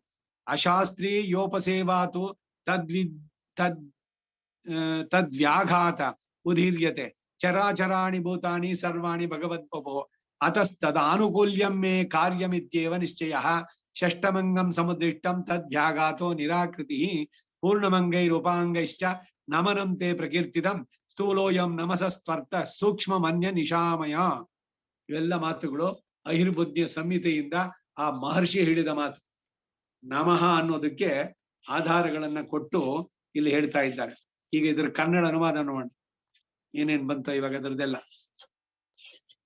ನಿರುಕ್ತಿ ಬಲದಿಂದ ನಮಸ್ಸಿಗೆ ಅಹಿರ್ಬುದ್ಧಿಯಿಂದ ಹೇಳಲ್ಪಟ್ಟಂತಹ ಸ್ಥೂಲ ಸೂಕ್ಷ್ಮ ಪರ ಎಂಬ 3 ಯೋಜನೆಗಳನ್ನು ತಿಳಿಸ್ತಾರೆ. ಈ ನಮಶಬ್ದಕ್ಕೆ ಸ್ಥೂಲ ಸೂಕ್ಷ್ಮ ಪರ ಎಂಬುದಾಗಿ 3 ಅರ್ಥಗಳು. ಅವುಗಳನ್ನ ಅಹಿರ್ಬುದ್ಧರು, ಮಹರ್ಷಿ ಅಹಿರ್ಬುದ್ಧ ಅವರು ಬರೆದ ಸಂಹಿತೆಯಲ್ಲಿ ವ್ಯಾಖ್ಯಾನವನ್ನು ಮಾಡಿದ್ರು. ಪ್ರಥಮದಲ್ಲಿ ಸಂಹಿತಾ ವಾಕ್ಯಗಳಿಂದ ಸ್ಥೂಲ ಯೋಜನೆಯ ಅರ್ಥವನ್ನು ತಿಳಿಸ್ತಾರೆ. ಇನ್ ನಮಶಬ್ದಕ್ಕೆ, ಈ ಮೂಲ ಮಂತ್ರದ ನಮಶಬ್ದಕ್ಕೆ ಸ್ಥೂಲ ಸೂಕ್ಷ್ಮ ಪರ ಎಂದು 3 ಅರ್ಥಗಳನ್ನ ವಹತ್ತು ಅಹಿರ್ಬುದ್ಧರು ವ್ಯಾಖ್ಯಾನವನ್ನು ಮಾಡಿದ್ರು. ಹೇಗೆ ಅಂದ್ರೆ ಪ್ರೇಕ್ಷಾವತಃ ಮೊದಲನೇದು, ಪ್ರಾಜ್ಞನಿಗೆ ಉತ್ಕೃಷ್ಟಂ ಶ್ರೇಷ್ಠನಾದಂತಹ ಪರಮುದ್ದೇಶ ಹೆಚ್ಚಾದ ಮಹಿಮೆಯನ್ನು ಉಳ್ಳವನನ್ನು ಕುರಿತು ಸ್ವತಃ ತಾನೇ ಪ್ರಹ್ವೀಭಾವಾತ್ಮಿಕ ಅಷ್ಟಾಂಗದಿಂದ ಬಗ್ಗಿ ಮಾಡುವ ಪ್ರವೃತ್ತಿ, ಯಾವ ಪ್ರಣಾಮ ರೂಪವಾದ ಪ್ರವೃತ್ತಿ ಉಂಟೋ, ಅಷ್ಟಾಂಗ ಸಾಷ್ಟಾಂಗ ಪ್ರಣಾಮ ಅದನ್ನು ಹೇಳ್ತಾ ಇದ್ದಾರೆ. ಪ್ರವೃತ್ತಿ ಉಂಟೋ ತತ್ ಅದು ನಮಃ ನಮಸ್ಕಾರ ಎಂದು ಪರಿಗೀಯತೆ ಹೊಗಳಲ್ಪಟ್ಟಿದೆ. ಸುಮ್ನೆ ಬರೀ ನಮಸ್ಕಾರ ಅನ್ನೋದು, ಇವನೇನೋ ವಕ್ರಿಸ್ದ, ಇವನು ಒಂದು ಮನಸ್ಸನ್ನ ನಿಂತ್ಕೊಳ್ಳೋದು. ಕಾಯ ವಾಚ ಮನಸ ತ್ರಿಕರಣ ಪೂರ್ವಕವಾಗಿ, ಕಾಯ ಅಂದ್ರೆ ಫಿಸಿಕಲಿ ಆಲ್ಸೋ ನಮಸ್ಕಾರ, ಬರೀ ಸುಮ್ನೆ ಮನಸ್ಸಿನಲ್ಲಿ ನಮಸ್ಕಾರ ಅಂತಲ್ಲ, ಸೇರಿ ಮಾಡುವಂತದ್ದು. ಈ ಅಷ್ಟಾಂಗದಿಂದ ಬಗ್ಗಿ ದೀರ್ಘದಂಡ ಪ್ರಣಾಮ, ಅದು ಯಾವ ಪ್ರಣಾಮ ರೂಪ ಪ್ರವೃತ್ತಿ ಉಂಟೋ ತತ್ ಅದು ನಮಃ ನಮಸ್ಕಾರ ಎಂದು ಪರಿಗೀಯತೆ ಹೊಗಳಲ್ಪಟ್ಟಿದೆ. ಲೋಕೆ ಈ ಲೋಕದಲ್ಲಿ ಅಥವಾ ಸ್ಮೃತಿಯಲ್ಲಿ ಅಯಂ ಈ ಚೇತನ ವರ್ಗಸ್ತು ಚೇತನ ಸಮುದಾಯವಾದರೂ ಜ್ಯಾಯಾನ್ ಶ್ರೇಷ್ಠ ಎಂದು, ತತ ಹಾಗೆಯೇ ಅಜ್ಯಾಯಾಂ ಶೈವ ನಿಕೃಷ್ಟವಾದದ್ದು ಎಂದು ದ್ವಿಧೈವ ಪರಿಕೀರ್ತದೆ, 2 ವಿಧವಾದದ್ದು ಅಂತ ಹೇಳಲ್ಪಡುತ್ತೆ. ಇವರು ಪರಾಶರ ಭಟ್ರು ಅಷ್ಟಶ್ಲೋಕಿಯಲ್ಲಿ ಲೋಕೆ ಬೃಹಸ್ಪತಿ ವನಸ್ಪತಿ ಅಂದ್ರು. ಬೃಹಸ್ಪತಿ ಎಲ್ಲವನ್ನು ತಿಳಿದವನು, ವನಸ್ಪತಿ ಅಂದ್ರೆ ಅದಕ್ಕೆ ವಿರುದ್ಧವಾದವನು, ಏನು ಗೊತ್ತಿಲ್ಲದೆ ಇರೋನು. ಹಾಗೆ ಇಲ್ಲಿ ದ್ವಿದೈವ ಪರಿಕೀರ್ತ್ಯತೆ, ಒಬ್ಬ ಶ್ರೇಷ್ಠ ಇನ್ನೊಬ್ಬ ನಿಕೃಷ್ಟ. ಆಭ್ಯಾಮ್ ಈ 2 ವಿಧಕ್ಕಿಂತಲೂ ಪರಹ ಬೇರೆಯಾದ ಆತ್ಮನು ನ ವಿದ್ಯತೆ ಇರುವುದಿಲ್ಲ. ಯತ್ರ ಯಾವನಲ್ಲಿ ಕಾಲತೋ ಗುಣತಶ್ಚೈವ ಕಾಲಸ್ಥಿತಿಯಿಂದಲೂ ಗುಣದ ಮೂಲಕವಾಗಿಯೂ ಸಹ ಪ್ರಕರ್ಷ ಉತ್ಕೃಷ್ಟತೆಯೋ ತಿಷ್ಠತೆ ಇರುತ್ತದೋ, ಮುಖ್ಯ ವೃತ್ತಿಯಿಂದಲೇ ಶಬ್ದವು ತಮ್ ಅಂತವನನ್ನ ಜ್ಯಾಯಾನ್ ಇತಿ ಶ್ರೇಷ್ಠನೆಂಬುದಾಗಿ ಅವಲಂಬತೆ ಹೊಂದುತ್ತದೆ ಎಂದು ಹೇಳುತ್ತದೆ ಎಂಬ ಭಾವ. ಕಾಲತಃ ಉತ್ಕರ್ಷ ಅಂದ್ರೆ ಉತ್ಕರ್ಷವು ನಿತ್ಯವಾಗಿ ಎಲ್ಲಾ ಕಾಲದಲ್ಲಿ ಇರೋಣ, ಇದು ದೇಶಕ್ಕೂ ಉಪಲಕ್ಷಣ. ಎಲ್ಲೆಲ್ಲಿ ಇದ್ರೋ ಅಲ್ಲೆಲ್ಲ ಉತ್ಕರ್ಷ ಇರೋಣವು. ದೇಶತಃ ಉತ್ಕರ್ಷ, ಗುಣತಃ ಉತ್ಕರ್ಷ, ಶಾಸ್ತ್ರಾನುಗುಣವಾಗಿ ಸದಾಚಾರ ಯುಕ್ತನಾಗಿ ಭೂತ ದಯೆ ಮೊದಲಾದ ಸರ್ವೋತ್ಕೃಷ್ಟ ಗುಣಗಳಿಂದ ಉತ್ಕರ್ಷ. ಇಂತಹ ಉತ್ಕರ್ಷ ಉಳ್ಳವನು ಶ್ರೇಷ್ಠ ಎಂದು ಮುಖ್ಯ ವೃತ್ತಿಯಿಂದಲೇ ಹೇಳಿಸಿಕೊಳ್ಳುವನು ಎಂಬ ಭಾವ. ಗುಣಗಳು ಅವನ ರೀತಿ ನೀತಿಗಳಿದ್ರೆ ಸಮಾಜ ಅವನನ್ನು ಸಡನ್ ಆಗಿ ರೆಕಗ್ನೈಸ್ ಮಾಡುತ್ತೆ. ಈ ಪರೀಕ್ಷಿತ್ತು ಭಾಗವತ ಸಪ್ತಾಹ ಅದನ್ನು ಮಾಡಿ ಉದ್ಧಾರ ಆಗ್ಬೋದು ಅನ್ನೋ ಸದೆ ಬಂದಾಗ ಶುಕ ಮಹರ್ಷಿಯನ್ನ ಪ್ರಾರ್ಥನೆ ಮಾಡಿದ್ರು. ಶುಕರು ಬರೋಕ್ ಮೊದಲು ಎಲ್ಲ ಅವ್ರಿಗಿಂತ ವಯಸ್ಸಾದವ್ರು ಎಲ್ಲರೂ ಕೂತಿದ್ರು ಅಲ್ಲಿ. ಭಾಗವತದ ಆರಂಭದಲ್ಲಿ ಬರ್ಬೇಕಾದ್ರೆ ಪದ್ಮ ಪುರಾಣದಲ್ಲಿ ಉಲ್ಲೇಖ, ಭಾಗವತದ ಹಿರಿಮೆಯನ್ನು ಹೇಳ್ಬೇಕಾದ್ರೆ ಶುಕ ಮಹರ್ಷಿ ಬಂದಿದ ತಕ್ಷಣ ಎಲ್ಲರೂ ಎದ್ದಿಟ್ಕೊಳ್ತಾರೆ ಸಡನ್ ಆಗಿ, ದೊಡ್ಡವರು ಚಿಕ್ಕವರು ಅನ್ನೋದೇ. ಹಿ ಕಮಾಂಡ್ಸ್ ರೆಸ್ಪೆಕ್ಟ್. ನಾ ಬರ್ತಾ ಇದ್ದೀನಿ, ಎದ್ದು ನಿಂತ್ಕೊಳ್ಳಿ. ಇದು ಡಿಮ್ಯಾಂಡಿಂಗ್ ರೆಸ್ಪೆಕ್ಟ್. ಯಾರನ್ನು ಇದ್ ಮಾಡೋದಲ್ಲ, ಯು ಶುಡ್ ಕಮಾಂಡ್ ರೆಸ್ಪೆಕ್ಟ್. ಅಂದ್ರೆ ಇವನ ರೀತಿ ನೀತಿ ನಾಲೆಡ್ಜು ಎಲ್ಲದರಿಂದ ಬರುವಂತದ್ದು. ಹಾಗೆ ಇಲ್ಲಿ ಹೇಳ್ತಾ ಇರೋದವರು ಉತ್ಕರ್ಷ. ಕಾಲತಃ ಉತ್ಕರ್ಷ ಅಂದ್ರೆ ಏನು ಅಂದ್ರೆ ದೇಶಕ್ಕೂ ಉತ್ಕರ್ಷ, ಅವನು ಶಾಸ್ತ್ರಕ್ಕೆ ಅನುಗುಣವಾಗಿ ಸದಾಚಾರ ಯುಕ್ತನಾಗಿ ಭೂತ ದಯೆಯೇ ಉಳ್ಳವನು. ಅಷ್ಟವಿಧ ಪುಷ್ಪ, ಸರ್ವಭೂತ ದಯಾ ಪುಷ್ಪಂ, ಕ್ಷಮಾ ಪುಷ್ಪಂ ವಿಶೇಷತಃ, ಸತ್ಯ ಪುಷ್ಪಂ, ಕ್ಷಮಾ ಪುಷ್ಪಂ, ಶಾಂತಿ ಪುಷ್ಪಂ.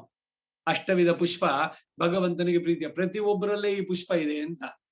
ನೀವು ಹೊರಗಡೆ ಪುಷ್ಪ ತಗೊಂಡು ಹೀಗೆ ನಾಮಃ ಅಂತ ಕೊಡ್ಬೇಕಾದ್ರೆ ಈ ಪುಷ್ಪದಿಂದ ಅಹಿಂಸಾ ಪ್ರಥಮಂ ಪುಷ್ಪಂ, ಪುಷ್ಪಂ ಇಂದ್ರಿಯ ನಿಗ್ರಹ, ಕಂಟ್ರೋಲ್ ಯುವರ್ ಸೆನ್ಸಸ್, ಅದು ಒಂದು ಪುಷ್ಪ. ಸರ್ವಭೂತ ದಯಾ ಪುಷ್ಪಂ, ಎಲ್ಲ ಚೇತನರಲ್ಲಿ ದಯೆ ಇರಲಿ, ತಪ್ಪು ಮಾಡಿದವನನ್ನು ಕ್ಷಮಿಸಿ.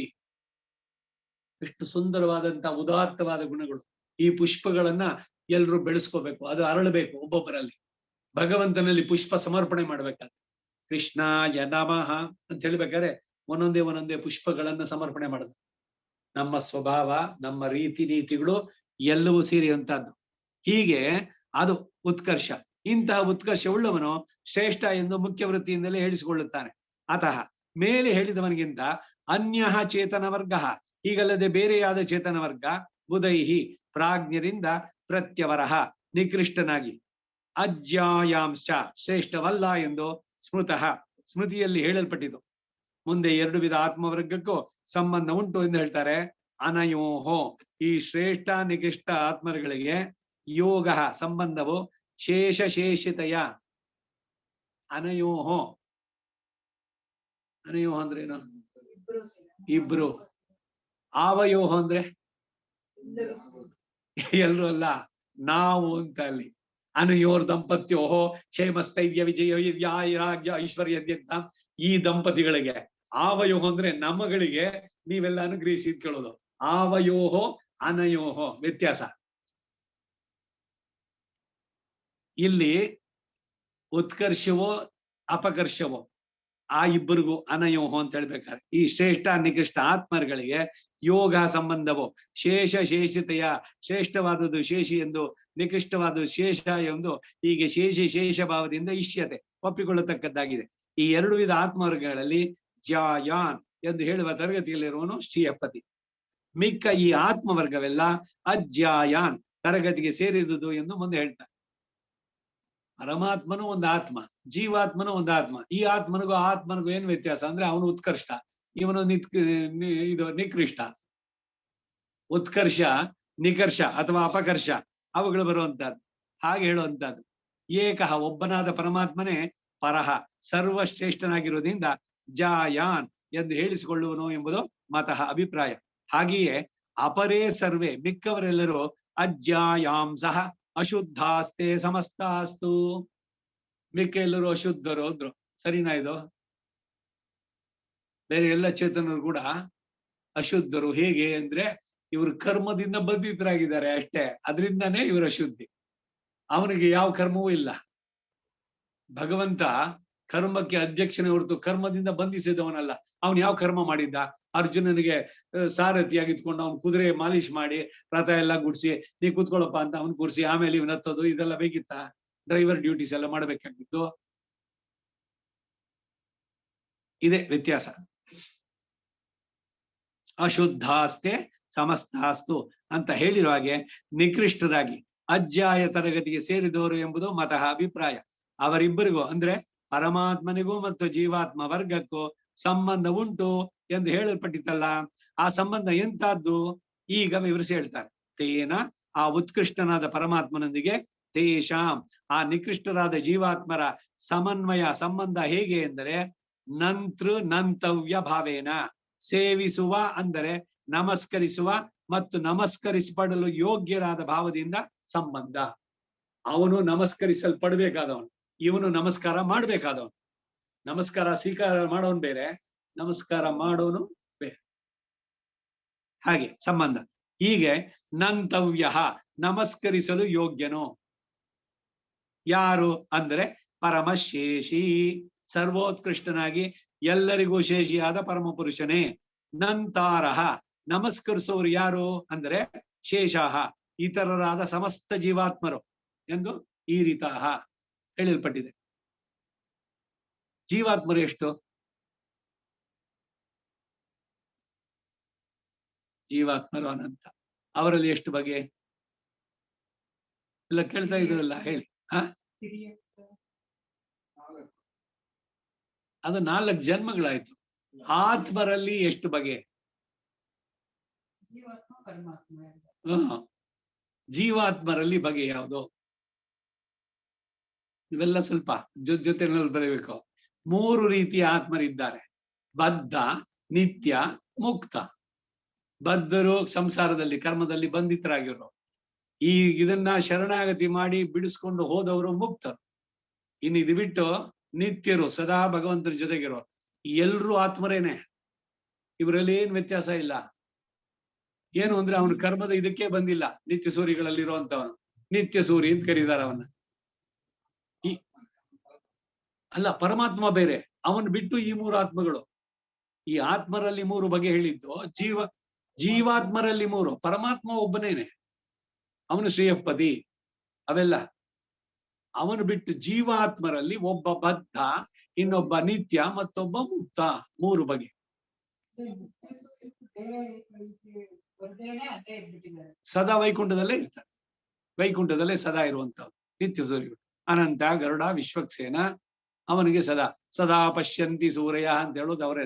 ಸದಾ ಭಗವಂತನನ್ನು ನೋಡ್ತಾ ಇರ್ತಾರೆ. ಆ ಸಾಲಿಗೆ ನಾವು ಹೋಗಿ ಸೇರ್ಬಹುದು ನೀವು ಪ್ರಪತ್ತಿ ಮಾಡ್ಕೊಂಡ್ರೆ. ಕರ್ಮದ ಬಂಧನವನ್ನ ಪೂರ್ಣವಾಗಿ ಬಿಟ್ಟು ಪ್ರಾರಬ್ಧಂ ಪರಿಭುಜ್ಯ ಪ್ರಕ್ಷೀಣ ಕರ್ಮಾಂತರಃ, ಎಲ್ಲ ಕರ್ಮಗಳ ಸೂಕ್ಷ್ಮ ರೂಪದಲ್ಲೂ ಕರ್ಮದ ಶರೀರ ಹೋಗ್ಬಿಟ್ರೆ ದಿವ್ಯವಾದ ಶರೀರ ಬರುತ್ತೆ. You become one with them. ಎಲ್ಲಿ ತನಕ ಇಲ್ಲಿದ್ರು ಅದೇ, ಮುಕ್ತನಾದ ಮೇಲೆ ಅಲ್ಲಿ ಸಪರೇಟ್ ಆಗಿ ಗೊತ್ತಾಗಲ್ಲ ಇವನ್ ಕರ್ಮದಿಂದ ಬಂದವನು ಇವನು ಮೊದ್ಲೇ ಇದ್ದ ಅಂತಿಲ್ಲ. ಅವರ ಸಾಲಿಗೆ ಸೇರಿದ್ಮೇಲೆ ಎಲ್ಲ ಬಂದೆ. ನದಿಗಳು ಯಮುನಾ ಗಂಗಾ ಎಲ್ಲ ಇದೆ, ಸಮುದ್ರಕ್ಕೆ ಸೇರಿದ್ಮೇಲೆ ಬೇರೆ ಮಾಡ್ತಿರೋ ಒಂದೊಂದೊಂದೊಂದು. ಹಾಗೆ ಕೈಂಕರ್ಯ ಭಗವಂತನಿಗೆ ನಡ್ಸೋದ್ರಲ್ಲಿ ಎಲ್ರು ಸಮರ ಆಗ್ತಾರೆ. ಆತ್ಮಗಳಲ್ಲಿ 3 ಬಗೆ ಅಂತ ಹೇಳಿದ್ರು. ಈಗ ನಂತೃ ನಂತವ್ಯ ಭಾವ ಏನಾದ್ರೂ ಪರಸ್ಪರ ಪ್ರಯೋಜನಕ್ಕಾಗಿದೆಯೇ ಅಂದ್ರೆ ಯಾವ ಪ್ರಯೋಜನ ಪರವಾಗಿ ಏರ್ಪಟ್ಟಿದ್ದದ ಅಲ್ಲ ಅಂತ ಹೇಳ್ತಾರೆ. ಅಯಂ ನಂತೃ ನಂತವ್ಯ ಭಾವ, ಈ ಮೇಲೆ ಉಪಪಾದಿಸಿದ ಎಲ್ಲರೂ ನಮಸ್ಕರಿಸುವವರು ಪರಮ ಪುರುಷ ನಮಸ್ಕರಿಸಲ್ಪಡುವವನು ಎಂಬ ಈ ಸಂಬಂಧ. ನ ಪ್ರಯೋಜನ ಪೂರ್ವಕ, ಪ್ರಯೋಜನ ಪೂರ್ವಕವಾಗಿ ಉಂಟಾದದ್ದಲ್ಲ, ಉಪಾಧಿ ಪೂರ್ವಕವೂ ಅಲ್ಲ, ನಿರುಪಾಧಿಕವಾದದ್ದು ಎಂಬ ಭಾವ. ಸದಾ ಭಗವಂತನಿಗೆ ಇವನು ನಮಸ್ಕಾರ ಮಾಡ್ತಾ ಇರೋದೆ. ಗೊತ್ತೈತೆ? ಇವನಿಗೆ ಸ್ವರೂಪವೇ ಅದು. ಅವನಿಗೆ ಹೇಗೆ ಸ್ವರೂಪ ಧರ್ಮ ಅಂತ ಹೇಳ್ತೀವೋ, ಈಗ ಸ್ವರೂಪ ನಿರೂಪಕ ಧರ್ಮ ಯಾವುದು? ಅವನ ಶ್ರೇಯಪತಿತ್ವ, ಅಖಿಲ ಹೇಯ ಪ್ರತ್ಯನೀಕ, ಸಕಲ ಕಲ್ಯಾಣ ಗುಣ ಪರಿಪೂರ್ಣ. ಇದು ಅವನು ಯಾವುದೇ ಅವತಾರದಲ್ಲಿ ಬಂದ್ರು ಕೂಡ ಅದೆಲ್ಲ ಅವನ ಜೊತೆ ಇರುತ್ತೆ. ಹಾಗೆ ಜೀವಾತ್ಮ ಇವನಿಗೆ ಕೈಂಕರ್ಯ ಮಾಡೋದೇನೆ ಇವನಿಗೆ ಸ್ವರೂಪ. ಜೀವಾತ್ಮನ ಸ್ವರೂಪ ಇದು. ಇಲ್ಲಿ ವಿವೇಕ ಇದ್ರೆ ಅವನು ಮಾಡ್ತಾನೆ, ಮಾಯೆಯಿಂದ ಬಿಡಿಸ್ಕೊಂಡು ಅವನಲ್ಲಿ ಕೈಂಕರ್ಯ ಮಾಡೋದು. ಅಲ್ಲಿಗೆ ಹೋದ್ಮೇಲಂತೂ ಅವನು ಕೈಂಕರ್ಯ ಮಾಡುವಂಥದ್ದೇ, ಅದೇ ಅವನಿಗೆ ಸ್ವರೂಪ, ನಿತ್ಯ ಕೈಂಕರ್ಯ. ನ ಪ್ರಯೋಜನ ಪೂರ್ವಕ, ಇದು ಯಾವ ಪ್ರಯೋಜನಕ್ಕೂ ಆಗಿದ್ದಲ್ಲ ಅಂತ. ಈ ಲೋಕದಲ್ಲಿ ಒಬ್ಬ ಉತ್ತಮ ಪದವಿಯಲ್ಲಿ ಇರುವವನಿಗೆ ನೀಚ ಪದವಿಯಲ್ಲಿ ಇರುವನು ನಮಸ್ಕರಿಸುವುದು ಸೋಪಾಧಿಕವಾದದ್ದು. ಉಪಾಧಿಕ ಅಂತಂದ್ರೆ ಅವನು ಬಾಸು, ಇವನು ಅಸಿಸ್ಟೆಂಟು, ಅವನಿಗೆ ನಮಸ್ಕಾರ ಮಾಡ್ತಾನೆ. ಯಾವಾಗ? ಇವನು ಆಫೀಸ್ನಲ್ಲಿ ಇದ್ದಾಗ. ಹೊರಗಡೆ ಬಂದಾಗ್ಲೂ ಅವನ್ ಬಾಸು ಅಂತ ನೋಡ್ಬೇಕಾ? ಆಫೀಸ್ ಕೆಲಸ ಎಷ್ಟೋ ಅಷ್ಟೊತ್ತು. ಸದಾ ಲೈಫ್ ಲಾಂಗ್ ಜೀತ ಅಂತ ಹಿಂದೆ ಎಲ್ಲ ಇರ್ತಿದ್ದು. ಅವನ್ ಲೈಫ್ ಅನ್ನೇ ಪೂರ ಅವನು ಕೊಟ್ಬಿಟ್ಟಿದ್ದಾನೆ. You can take him at your disposal. ಯಾವ ಕ್ಷಣದಲ್ಲಿ ಕೇಳಿದ್ರು ಕೂಡ ನಾನು ರೇಗಿರ್ತೀನಿ ಅಂತ. ಅದು ಜೀತ ಅನ್ನೋದು, ಜೀತದ ಆಳು ಅಂತೆಲ್ಲ ಹೇಳಿ ಮಾಡ್ತಾ ಇತ್ತು. ಯಾಕೆ? ಈ ಮಗನನ್ನ ಅಲ್ಲಿ ಕೆಲ್ಸಕ್ಕೆ ಬಿಟ್ಬಿಟ್ಟು ಅವ್ರ ಅಪ್ಪನ ಹತ್ರ ಏನೋ ಒಂದಷ್ಟು ಹಣ ತಗೊಂಡಿರ್ತಾನೆ. ಎಲ್ಲ ಒಂದು ವ್ಯಾಜ. ಇಲ್ದಿದ್ರೆ ಸುಮ್ನೆ ಯಾರನ್ನೋ ಕರ್ಕೊಂಡ್ ಬಂದವ್ರು ಯಾರ್ದೋ ಮನೆಯಲ್ಲಿ ಯಾಕೆ ಬಿಡ್ಬೇಕು? ಉಚ್ಚ ಪದಿಯಲ್ಲಿ ಇರೋವನಿಗೆ ನೀಚ ಪದಿಯಲ್ಲಿ ಇರೋವನು ನಮಸ್ಕರಿಸೋದು ಸೋಪಾಧಿಕ. ಹಾಗಲ್ಲ, ಇಲ್ಲಿ ನಿರುಪಾಧಿಕವಾಗಿಯೇ ಪ್ರಾಪ್ತವಾದದ್ದು ಎಂಬ ಭಾವ. ಅದು ಹೇಗೆ ಅಂದರೆ ವ್ಯಕ್ತಪಡಿಸ್ತಾರೆ. ನೀಚ ಉಚ್ಚಯೋಹೋ, ನಿಕೃಷ್ಟವಾಗಿಯೋ ಸರ್ವೋತ್ಕೃಷ್ಟವಾಗಿಯೋ ಇರುವ ಎರಡರ ಸ್ವಭಾವ ಮೂಲಕವಾಗಿ ಉಂಟಾದದ್ದು. ಅಯಂ ನಂತೃ ನಂತವ್ಯತಾತ್ಮಕ, ಈ ನಮಸ್ಕರಿಸುವ ಮತ್ತು ನಮಸ್ಕರಿಸಲ್ಪಡತಕ್ಕ ರೂಪ ಸಂಬಂಧ. ನಮಸ್ಕಾರ ಶಾರೀರ ಮಾನಸ ವಾಚಕ ರೂಪದಲ್ಲಿ 3 ವಿಧ. ತ್ರಿಕರಣ ರೂಪವಾಗಿ ಅಂತ ಹೇಳೋದು ಅದಕ್ಕೆ. ಕಾಯ ವಾಚ ಮನಸ, ಶಾರೀರಿಕ ಮಾನಸ ವಾಚಿಕ. ಇದುವರೆಗೂ ಶಾರೀರ ನಮಸ್ಕಾರ ಹೇಳಲ್ಪಟ್ಟಿತ್ತು, ಸಾಷ್ಟಾಂಗ ಪ್ರಣಾಮ. ಅದು ಶಾರೀರಿಕವಾಗಿ ದೈಹಿಕವಾಗಿ ಮಾಡುವಂಥದ್ದು. ಮುಂದೆ ಮಾನಸ ರೂಪವಾದದ್ದು ಹೇಳಲ್ಪಡುತ್ತದೆ.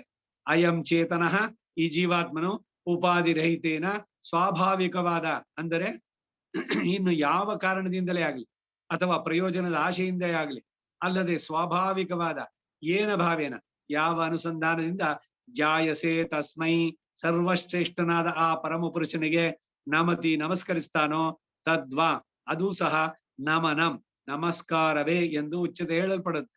ಇಲ್ಲಿ ನಮನ ಶಬ್ದಕ್ಕೆ ವ್ಯುತ್ಪತ್ತಿ ಏನ ನಮತಿ ತನ್ನಮನಂ, ಯಾವ ಅನುಸಂಧಾನದ ನಮಸ್ಕಾರವೋ ಅದು ನಮನ ಎನಿಸುತ್ತದೆ ಎಂಬುದಾಗಿ. ಹಿಂದಿನ ಯೋಜನೆಲ್ಲಾದ್ರೂ ನಮಂ ನಮನಂ ನಮಃ ಎಂದು ಭಾವಿಸತಕ್ಕದ್ದು. ಭಗವಾನ್ ಹೇಯ ಪ್ರತ್ಯನೇಕನಾಗಿ ಎಲ್ಲ ದೋಷಗಳಿಂದ ದೂರನಾಗಿ ಷಾಡ್ಗುಣ್ಯ ಪರಿಪೂರ್ಣನಾದ ಭಗವಂತ ಮೇ ನನಗೆ ನಿತ್ಯಂ ಶಾಶ್ವತವಾದ ಪರಹ ಶ್ರೇಷ್ಠನಾಗಿ ಸರ್ವಾಭಿಷ್ಟ ಪ್ರಧಾನಾದ ಪರತ್ವವು ಅಹಂ ನಾನು ಸದಾ ಯಾವಾಗಲೂ ಪ್ರತ್ಯವರಹ ಅವನಿಗೆ ದಾಸನಾದುದರಿಂದ ಅವನಿಗಿಂತ ಕೀಳಾದವನು ಇತಿ ಎಂಬ ಭಾವವು ನಮಃ ಪ್ರೋಕ್ತಃ ನಮಸ್ಕಾರ ಎಂದು ಹೇಳಲ್ಪಟ್ಟಿತು. ಸಹ ಭಗವಂತನು ಸರ್ವಶ್ರೇಷ್ಠನು, ತನಗೆ ಶೇಷಿಯು, ತಾನು ಆತನಿಗೆ ದಾಸನು ಎಂಬ ಅಂತಹ ಮನಸ್ಸಿನ ಭಾವನೆಯೇ ನಮ ಸಹ ಕಾರಣಂ ಹಿ. ಶರೀರ ಮೂಲಕವಾಗಿ ಪ್ರಣಾಮವನ್ನು ಮಾಡಿದ ನಮಸ್ಕಾರವಷ್ಟೇ. ಇದರಿಂದ ಕಾರಣ ವ್ಯುತ್ಪತ್ತಿಯ ಮೂಲಕವಾಗಿ ನಮಃಶಬ್ದ ಉಪಾದಿಸಲ್ಪಟ್ಟಿತು. ಭಗವಂತನು ಸರ್ವಶ್ರೇಷ್ಠನಾಗಿ ನಮಗೆ ಸರ್ವವಿಧ ಶ್ರೇಯಸ್ಸನ್ನು ಕೊಡುವನಾಗಿ ಚೇತನನು ಆತನಿಗೆ ನಿತ್ಯ ದಾಸನಾಗಿದ್ದಾನೆ ಎಂಬ ಮನಸ್ಸಿನಲ್ಲಿ ಅನುಸಂಧಾನವೇ ಈ ಪ್ರಕ್ವೀಭಾವದ ಪ್ರಣಾಮಕ್ಕೆ ಕಾರಣವಾದ್ದರಿಂದ ನಮಸ್ಸು ಅಂತಹ ಅನುಸಂಧಾನವನ್ನು ಬೋಧಿಸುತ್ತದೆ ಎಂಬ ಭಾವ.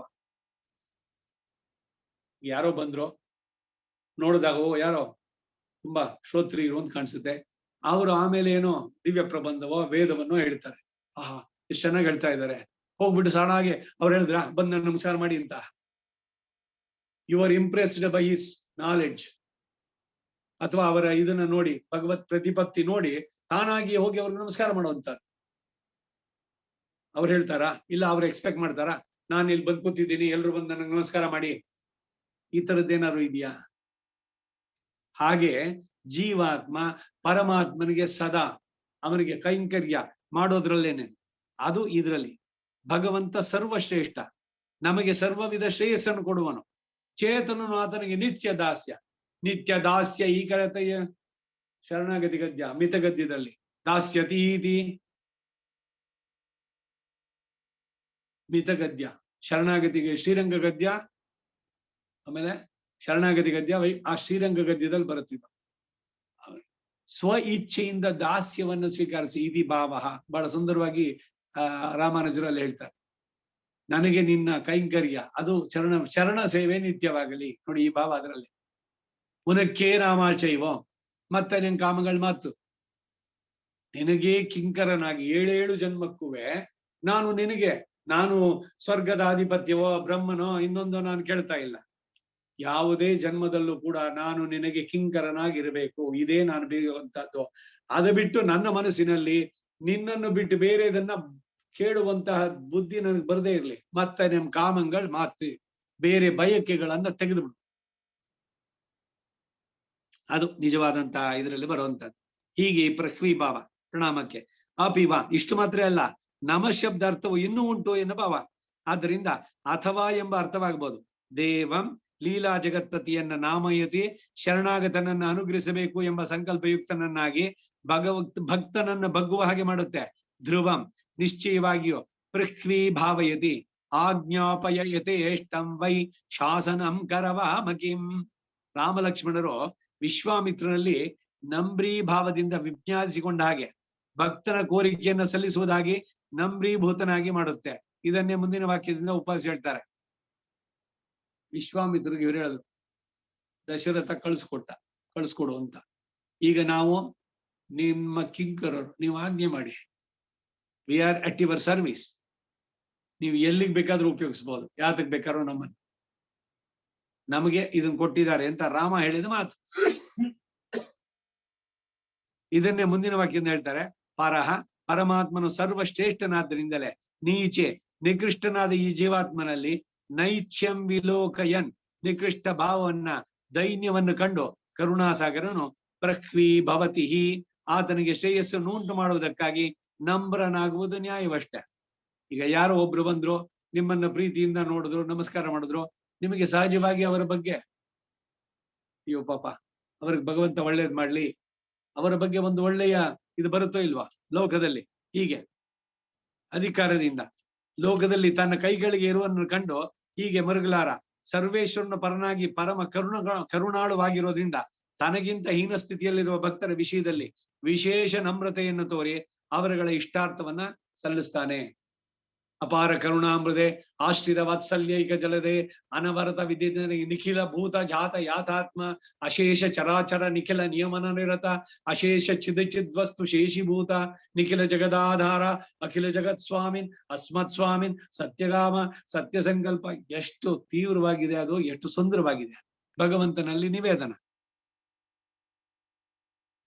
ಅವರುಗಳ ಇಷ್ಟಾರ್ಥವನ್ನ ಖಂಡಿತ ಭಗವಂತ ಸಲ್ಲಿಸ್ತಾನೆ. ಆದ್ದರಿಂದ ಪರಂ ನಾಮಯತಿ ಎಂಬ ವ್ಯುತ್ಪತ್ತಿಯ ಮೂಲಕವಾಗಿಯೋ ನಮಃ ಶಬ್ದಕ್ಕೆ ಅರ್ಥವನ್ನ ಹೇಳಬಹುದು ಅಂತ ಮುಂದೆ ಹೇಳ್ತಾರೆ. ಅಥೋವಾ ಆ ಕಾರಣದಿಂದಲೇ ಯತ್ ಯಾವುದು ಸ್ವಯಂ ತಾನಾಗಿಯೇ ನಾಮಯದಿ ಸರ್ವಶ್ರೇಷ್ಠನನ್ನು ಕೂಡ ನಮಸ್ಕರಿಸುವವನ ಕುರಿತು ನಮ್ರವಾಗುವ ಹಾಗೆ ಮಾಡುತ್ತದೋ ತತ್ ಅದು ನಮ ಉದ್ದಿಷ್ಟಂ ನಮಸ್ಸು ಎಂದು ಹೇಳಲ್ಪಟ್ಟಿತು. ಲೋಕದಲ್ಲಿ ಕೂಡ ಒಬ್ಬ ಶ್ರೇಷ್ಠನಿಗೆ ನಮಸ್ಕಾರ ಮಾಡಿದ್ರೆ ಆ ಶ್ರೇಷ್ಠನು ಕೂಡ ಸ್ವಲ್ಪ ಬಗ್ಗಿದವನಾಗಿ ಆ ನಮಸ್ಕಾರವನ್ನು ಅಂಗೀಕರಿಸ್ತಾನೆ. ಹೀಗಿರುವಾಗ ಪರಮ ಪುರುಷನನ್ನು ಕುರಿತು ಈ ಶರಣಾಗತಿ ರೂಪ ನಮಸ್ಕಾರ ಭಕ್ತನು ಮಾಡಿದ್ರೆ ಅಂತ ನಮಸ್ಕಾರವು ಪರಮ ಪುರುಷನನ್ನ ಇವನ ಕಡೆಗೆ ಅನುಗ್ರಹ ಮಾಡುವುದಕ್ಕಾಗಿ ಬಗ್ಗಿಸುತ್ತದೆ ಎಂಬುದು ಅತಿಶಯವಾದ್ದಲ್ಲ. ಅಯ್ಯೋ ನಮಸ್ಕಾರ ಮಾಡ್ಲಿ, ನಾನು ಆ ಕಡೆ ತಿಳ್ಕೊಳ್ತೀನಿ ಅಂತಾನೇನೋ ಭಗವಂತ. ಸಹಜವಾಗಿ ಅವನು ಪರಮ ಕಾರುಣಿಕ ಆಶ್ರಿತ ವಾತ್ಸಲ್ಯೈಕ ಜಲದಿ. ಅವನಲ್ಲಿ ಭಗವಂತ ನನ್ನ ತಪ್ಪುಗಳನ್ನ ಮನ್ನಿಸು, ನಾನ್ ನಿನ್ನಲ್ಲಿ ನೈಚ್ಛಾನುಸಂಧಾನ, ನಿನ್ನ ಬಿಟ್ರೆ ನನಗೆ ಬೇರೆ ಗತಿ ಇಲ್ಲ ಅಂತಂದ್ರೆ ಬಿಟ್ಬಿಟ್ಟು ತಲೆ ತಿರುಗಿಸ್ಕೊಳ್ತಾನ. ತವ ದಾಸ್ಯ ಸುಖೈಕ ಸನ್ನಿನಾಂ ಭವನೇಶ್ಚ ಸ್ವಪಿ ಕೀಟ ಜನ್ಮಮೆ ಇತರಾವಸತೇಶು ಮಾಸ್ಮ ದಯನೀಯ ಸ್ತವನಾಥ ದುರ್ಲಭ. ನನ್ನನ್ನೇನಾದ್ರೂ ನೀನು ನಮೃಷಾ ಪರಮಾರ್ಥಂ ಏವಮೇ ಶೃಣು ವಿಜ್ಞಾಪನಂ ಏಕಮಗ್ರತಃ ಯದಿ ಮೇ ನ ದಯಿಷ್ಯಸಿ ಅಥೋ ದಯನೀಯ ಸ್ತವನಾಥದ್ದು. ಒಂದ್ ವೇಳೆ ನನ್ನನ್ನೇನಾದ್ರೂ ನೀನು ಅನುಗ್ರಹಿಸದಿದ್ರೆ ನಾಳೆಯಿಂದ ನಿನ್ನ ಹೆಸರು ತೆಗೆದುಬಿಡು.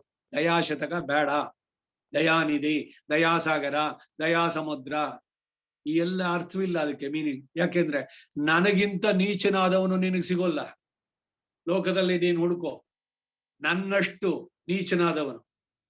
ಅಮರ್ಯಾದ ಕ್ಷುದ್ರ ಚಲಮತಿ ರಸೂಯ ಪ್ರಸವಭು ಕೃತಜ್ಞ ದುರ್ಮಾನಿ ಸ್ಮರ ಪರವಶೋ ವಂಚನ ಪರಃ ನೃಶಂಸ ಪಾಪಿಷ್ಟ.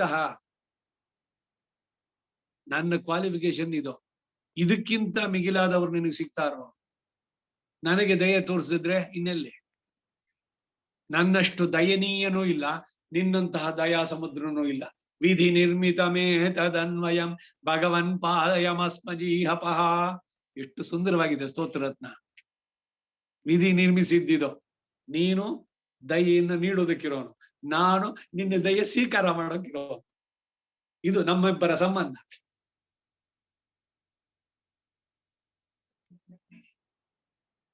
ಅದಕ್ಕಾಗಿ ಭಕ್ತರ ವಿಷಯದಲ್ಲಿ ವಿಶೇಷ ನಮ್ರತೆಯನ್ನು ತೋರಿ ಅವರ ಇಷ್ಟಾರ್ಥಗಳನ್ನ ಅವನು ಸಲ್ಲಿಸ್ತಾನೆ.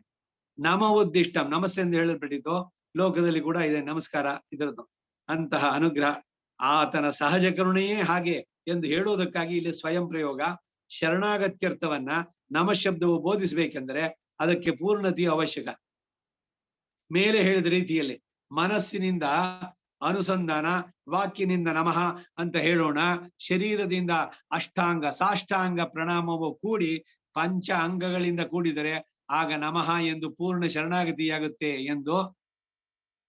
ಇವುಗಳಲ್ಲಿ ಯಾವುದರಲ್ಲಾದರೂ ನ್ಯೂನತೆ ಇದ್ದರೆ ಶರಣಾಗತಿ ಆಗುವುದಿಲ್ಲ ಎಂದು ಮುಂದೆ ಉಪದೇಶಿಸಲ್ಪಡುತ್ತೆ.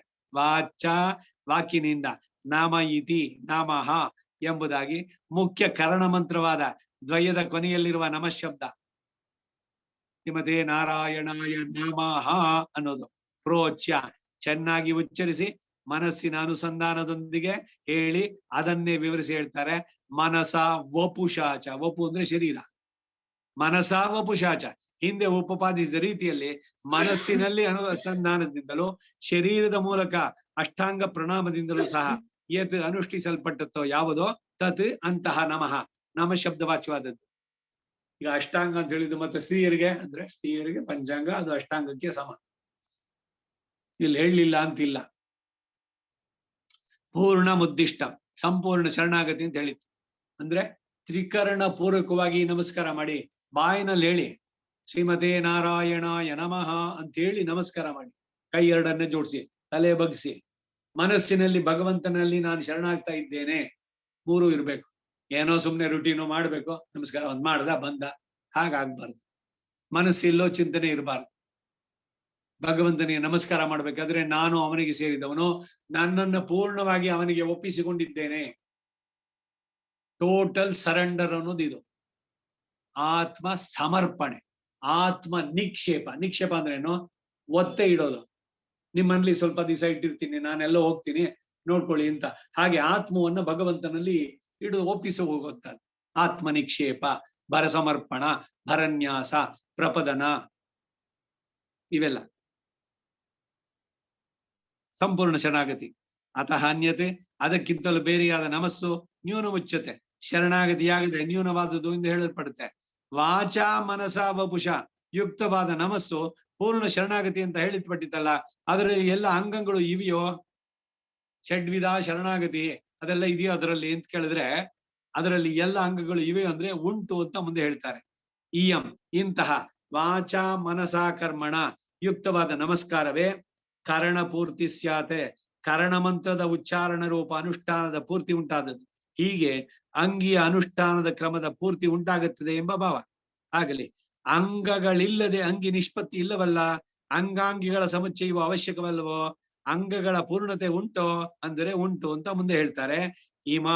ಈ ಅಂಗ ಪೂರ್ತಿ ಅಂಗಗಳಿಂದ ಅಂತಹ ನಮಸ್ಕಾರವು ಸೇರಿ ಪೂರ್ಣತೆಯನ್ನು ಹೊಂದಿರುವಿಕೆಯನ್ನ ಶೃಣು, ಹೇಳ್ತೇನೆ, ಸಾವಧಾನದಿಂದ ಕೇಳು ಅಂದ್ರು. ಪ್ರಥಮತಃ ಸಾತ್ವಿಕ ತ್ಯಾಗ ಎಲ್ಲ ಮೋಕ್ಷಾರ್ಥಿಯ ಅನುಷ್ಠಾನಕ್ಕೂ ಅವಶ್ಯಕವಾಗಿ ಅದನ್ನು ಮೊದಲನೆಯ ಅಂಗವಾಗಿ ಹೇಳುತ್ತಾರೆ. ಸಾತ್ವಿಕ ತ್ಯಾಗ. ನಾಹಂಕರ್ತ ನೇದಂ ಮಮ ಕರ್ಮ ಫಲಮಪಿ ನ ಮಮ ಭಗವಾನೇವ.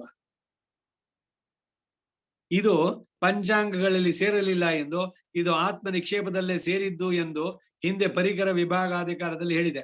ಅಲ್ಲಿ ಹೇಳಿರೋದೇನೆಂದ್ರೆ, ಇತಿ ಅಂಗಮುದಿತಂ ಶ್ರೇಷ್ಠಂ ಫಲೇಪ್ಸ್ಯಾತ್ ತದ್ವಿರೋಧಿನಿ ಎಂದ್ರೆ ಅಹಿರ್ಬುಜ್ಞೋಕ್ತಮಾನ ಫಲತ್ಯಾಗ ರೂಪಾಂಗಾಂತರಂ ಮೋಕ್ಷಾರ್ಥಮಾನ ಆತ್ಮ ನಿಕ್ಷೇಪತ್ತಿಲೇ ನಿಯತಂ ಎಂಬುದಾಗಿ ಪರಿಕರ ವಿಭಾಗಾಧಿಕಾರ ಪುಟ ನೋಡಿ. ಅಲ್ಲಿ ಚೆನ್ನಾಗಿ ಇದು ಅಂಗಿಯಲ್ಲೇ ಸೇರಿದೆ ಎಂದು ಉಪಪಾದಿಸಲ್ಪಟ್ಟಿದೆ. ಪರಂ ಪುರುಷಂ ಪುರುಷೋತ್ತಮನಾದ ಶ್ರೀಯಪತಿಯನ್ನ ಉದ್ದೇಶ ಕುರಿತು ಪ್ರಕ್ವಿ ಭವಾಮಿಯತೆ ಮನಸ ವಾಚ ಕಾಯೇನ ನಮಸ್ಕರಿಸಿ ಯಾವ ಫಲಾಕಾಂಕ್ಷೆಯೂ ಇಲ್ಲದೆ ಶರಣಾಗತಿಯನ್ನು ಅನುಷ್ಠಿಸುತ್ತೇನೆ ಎಂಬುದು ಯಾವುದೋ ಇಯಂ ಇದೆ ಮಾಮ ನನಗೆ ಶಾಶ್ವತೈ ಸಂಸಿದ್ಧಿ ಶಾಶ್ವತವಾದ ಶ್ರೇಯಸ್ಸು ಇತ್ಯಂಗಂ ಎಂಬಿ ಅಂಗವು ಶ್ರೇಷ್ಠ ಮುದಿದಂ ತುಂಬಾ ಶ್ರೇಷ್ಠವಾದುದು ಎಂದು ಹೇಳಲ್ಪಟ್ಟು.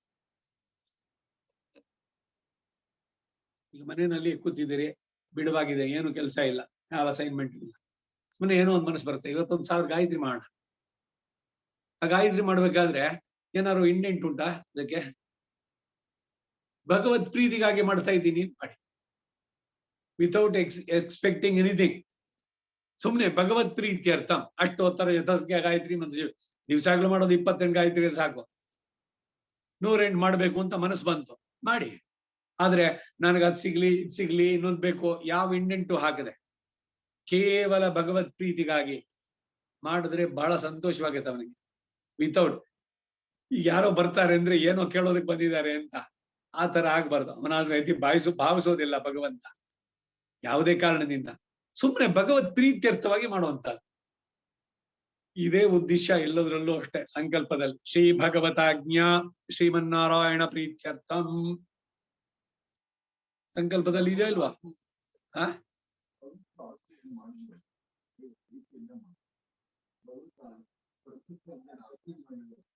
ಬುದ್ಧಿ ಅವ್ರು ಕೊಡ್ತಿದ್ರೆ ನಿಮ್ಗೆ ಎಲ್ಲಿ ಬರೆಯೋದು? ಪ್ರತಿಯೊಂದು ಅವನ ಆಜ್ಞೆ ಅಂತೆ. ತೇನ ವಿನಾ ತೃಣಾಗರ್ಭೇನ ಚರತಿ. ಎಲ್ಲವೂ ಅಲ್ಲಿ ಸಮಂಜಸ. ಏನ್ ಹೇಳ್ಬೇಕು ಪ್ರತಿಯೊಂದು ಕೂಡ ಅಲ್ಲಿ ಶ್ರೀ ಭಗವತಾಜ್ಞಾ ಶ್ರೀಮನ್ನಾರಾಯಣ ಪ್ರೀತ್ಯರ್ಥ. ಅವ್ರ ತೆಂಗ್ಲೇನ್ ಅವರು ಭಗವತ್ ಅವರು ಶ್ರೀ ಭಗವತಾಜ್ಞೆ ಹೇಳಲ್ವಾ? ಶ್ರೀ ಭಗವತಾಜ್ಞಾ ಶ್ರೀ ಭಗವತ್ ಕೈಂಕರ್ಯ ರೂಪಂ ಅಂತಾರೆ.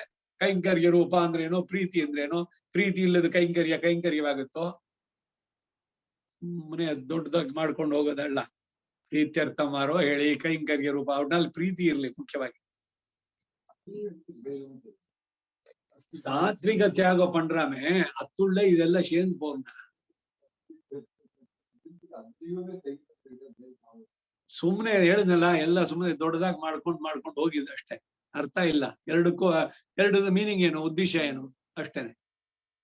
ಕೈಂಕರ್ಯ ರೂಪ ಅಂತ ಹೇಳಲಿಲ್ಲ, ಪ್ರೀತ್ಯರ್ಥಂ ಅಂತ ಹೇಳ್ಬಿಟ್ರು, ಅಥವಾ ಪ್ರೀತ್ಯರ್ಥಂ ಹೇಳಲಿಲ್ಲ ಕೈಂಕರ್ಯ ಹೇಳಿದ್ರು. ಏನು ವ್ಯತ್ಯಾಸ ಇದೆ. ಎಲ್ಲವೂ ಪ್ರೀತಿ ರೂಪಕವಾದಂತಹ ಕೈಂಕರ್ಯ ಆಗಬೇಕು ಭಗವಂತನಿಗಾಗಿ. ಅದು ಕರ್ಮಣ್ಯೇವ ಅಧಿಕಾರಸ್ಥೆ ಮಾಫಲೇಷು ಕದಾಚನ. ಫಲದಲ್ಲಿ ಆಸಕ್ತಿ ಇಟ್ಕೊಂಡು ಯಾವ ಕೆಲಸನೂ ಮಾಡ್ಬೇಡ. ಭಗವಂತನಿಗೆ ಪ್ರಾರ್ಥನೆ ಒಂದೇ ಅಲ್ಲ, ಏನೇ ಕೆಲಸ ಮಾಡಿದ್ರು ಕೂಡ ಅಷ್ಟೆ, ಅದು ಭಗವತ್ ಪ್ರೀತ್ಯರ್ಥವಾಗಿ ಆಗ್ಬೇಕು.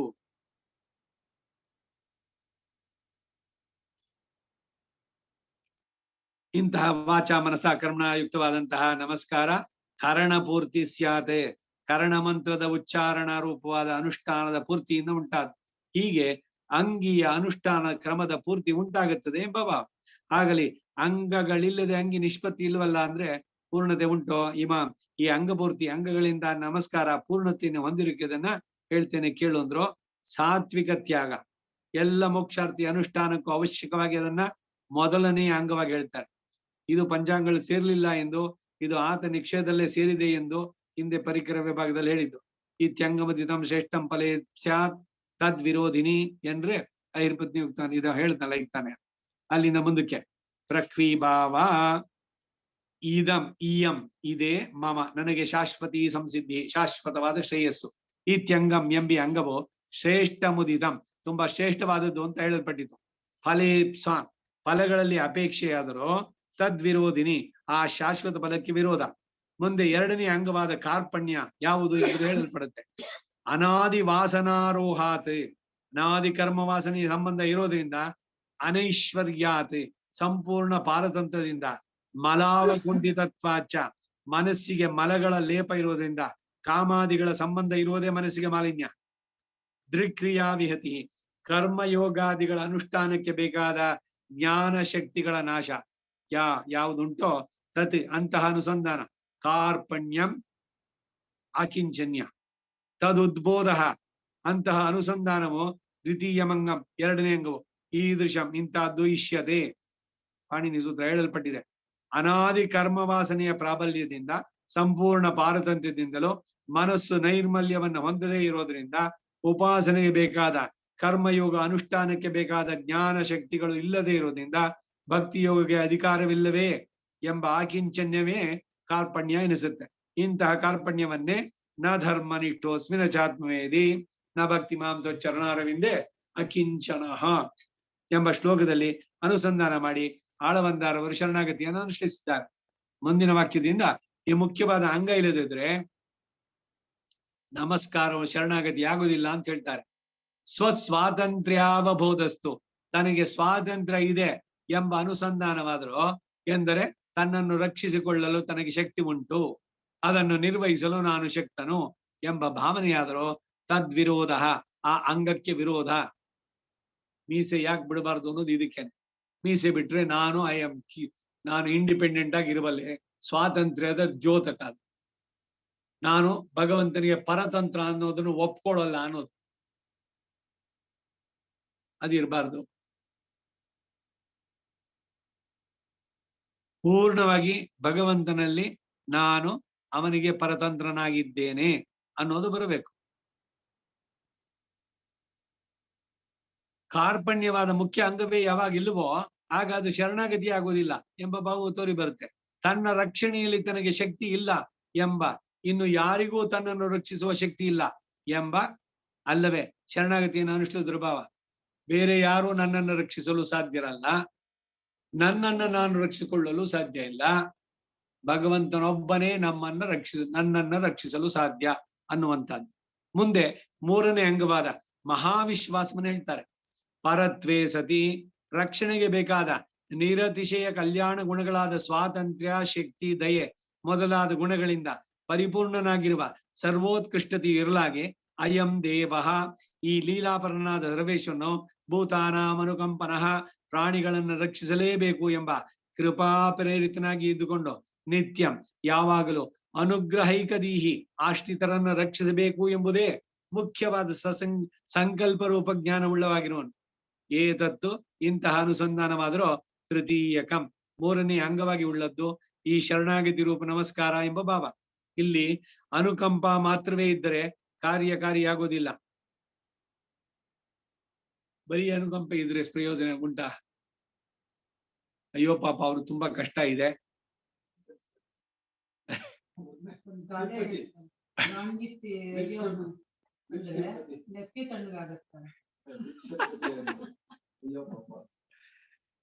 ಯಾರಿಗೆ ಕೊಡೋದಕ್ಕೆ ಶಕ್ತಿ ಇದೆಯೋ ಅವನಿಗೆ ಮನಸ್ಸಿಲ್ಲ, ಬೇರೆಯವ್ರಿಗೆ ಮನಸ್ಸಿದೆ ಆದ್ರೆ ಅವನಿಗೆ ಇಲ್ಲ.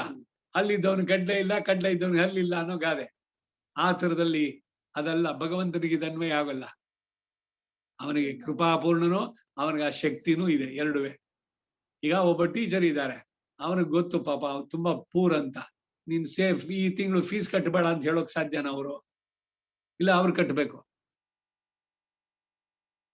ಶರಣಾಗತಿ ಮಾಡೋದಕ್ಕೆ ಯಾರ ಹತ್ರ ಶರಣಾಗತಿ ಮಾಡಬೇಕು?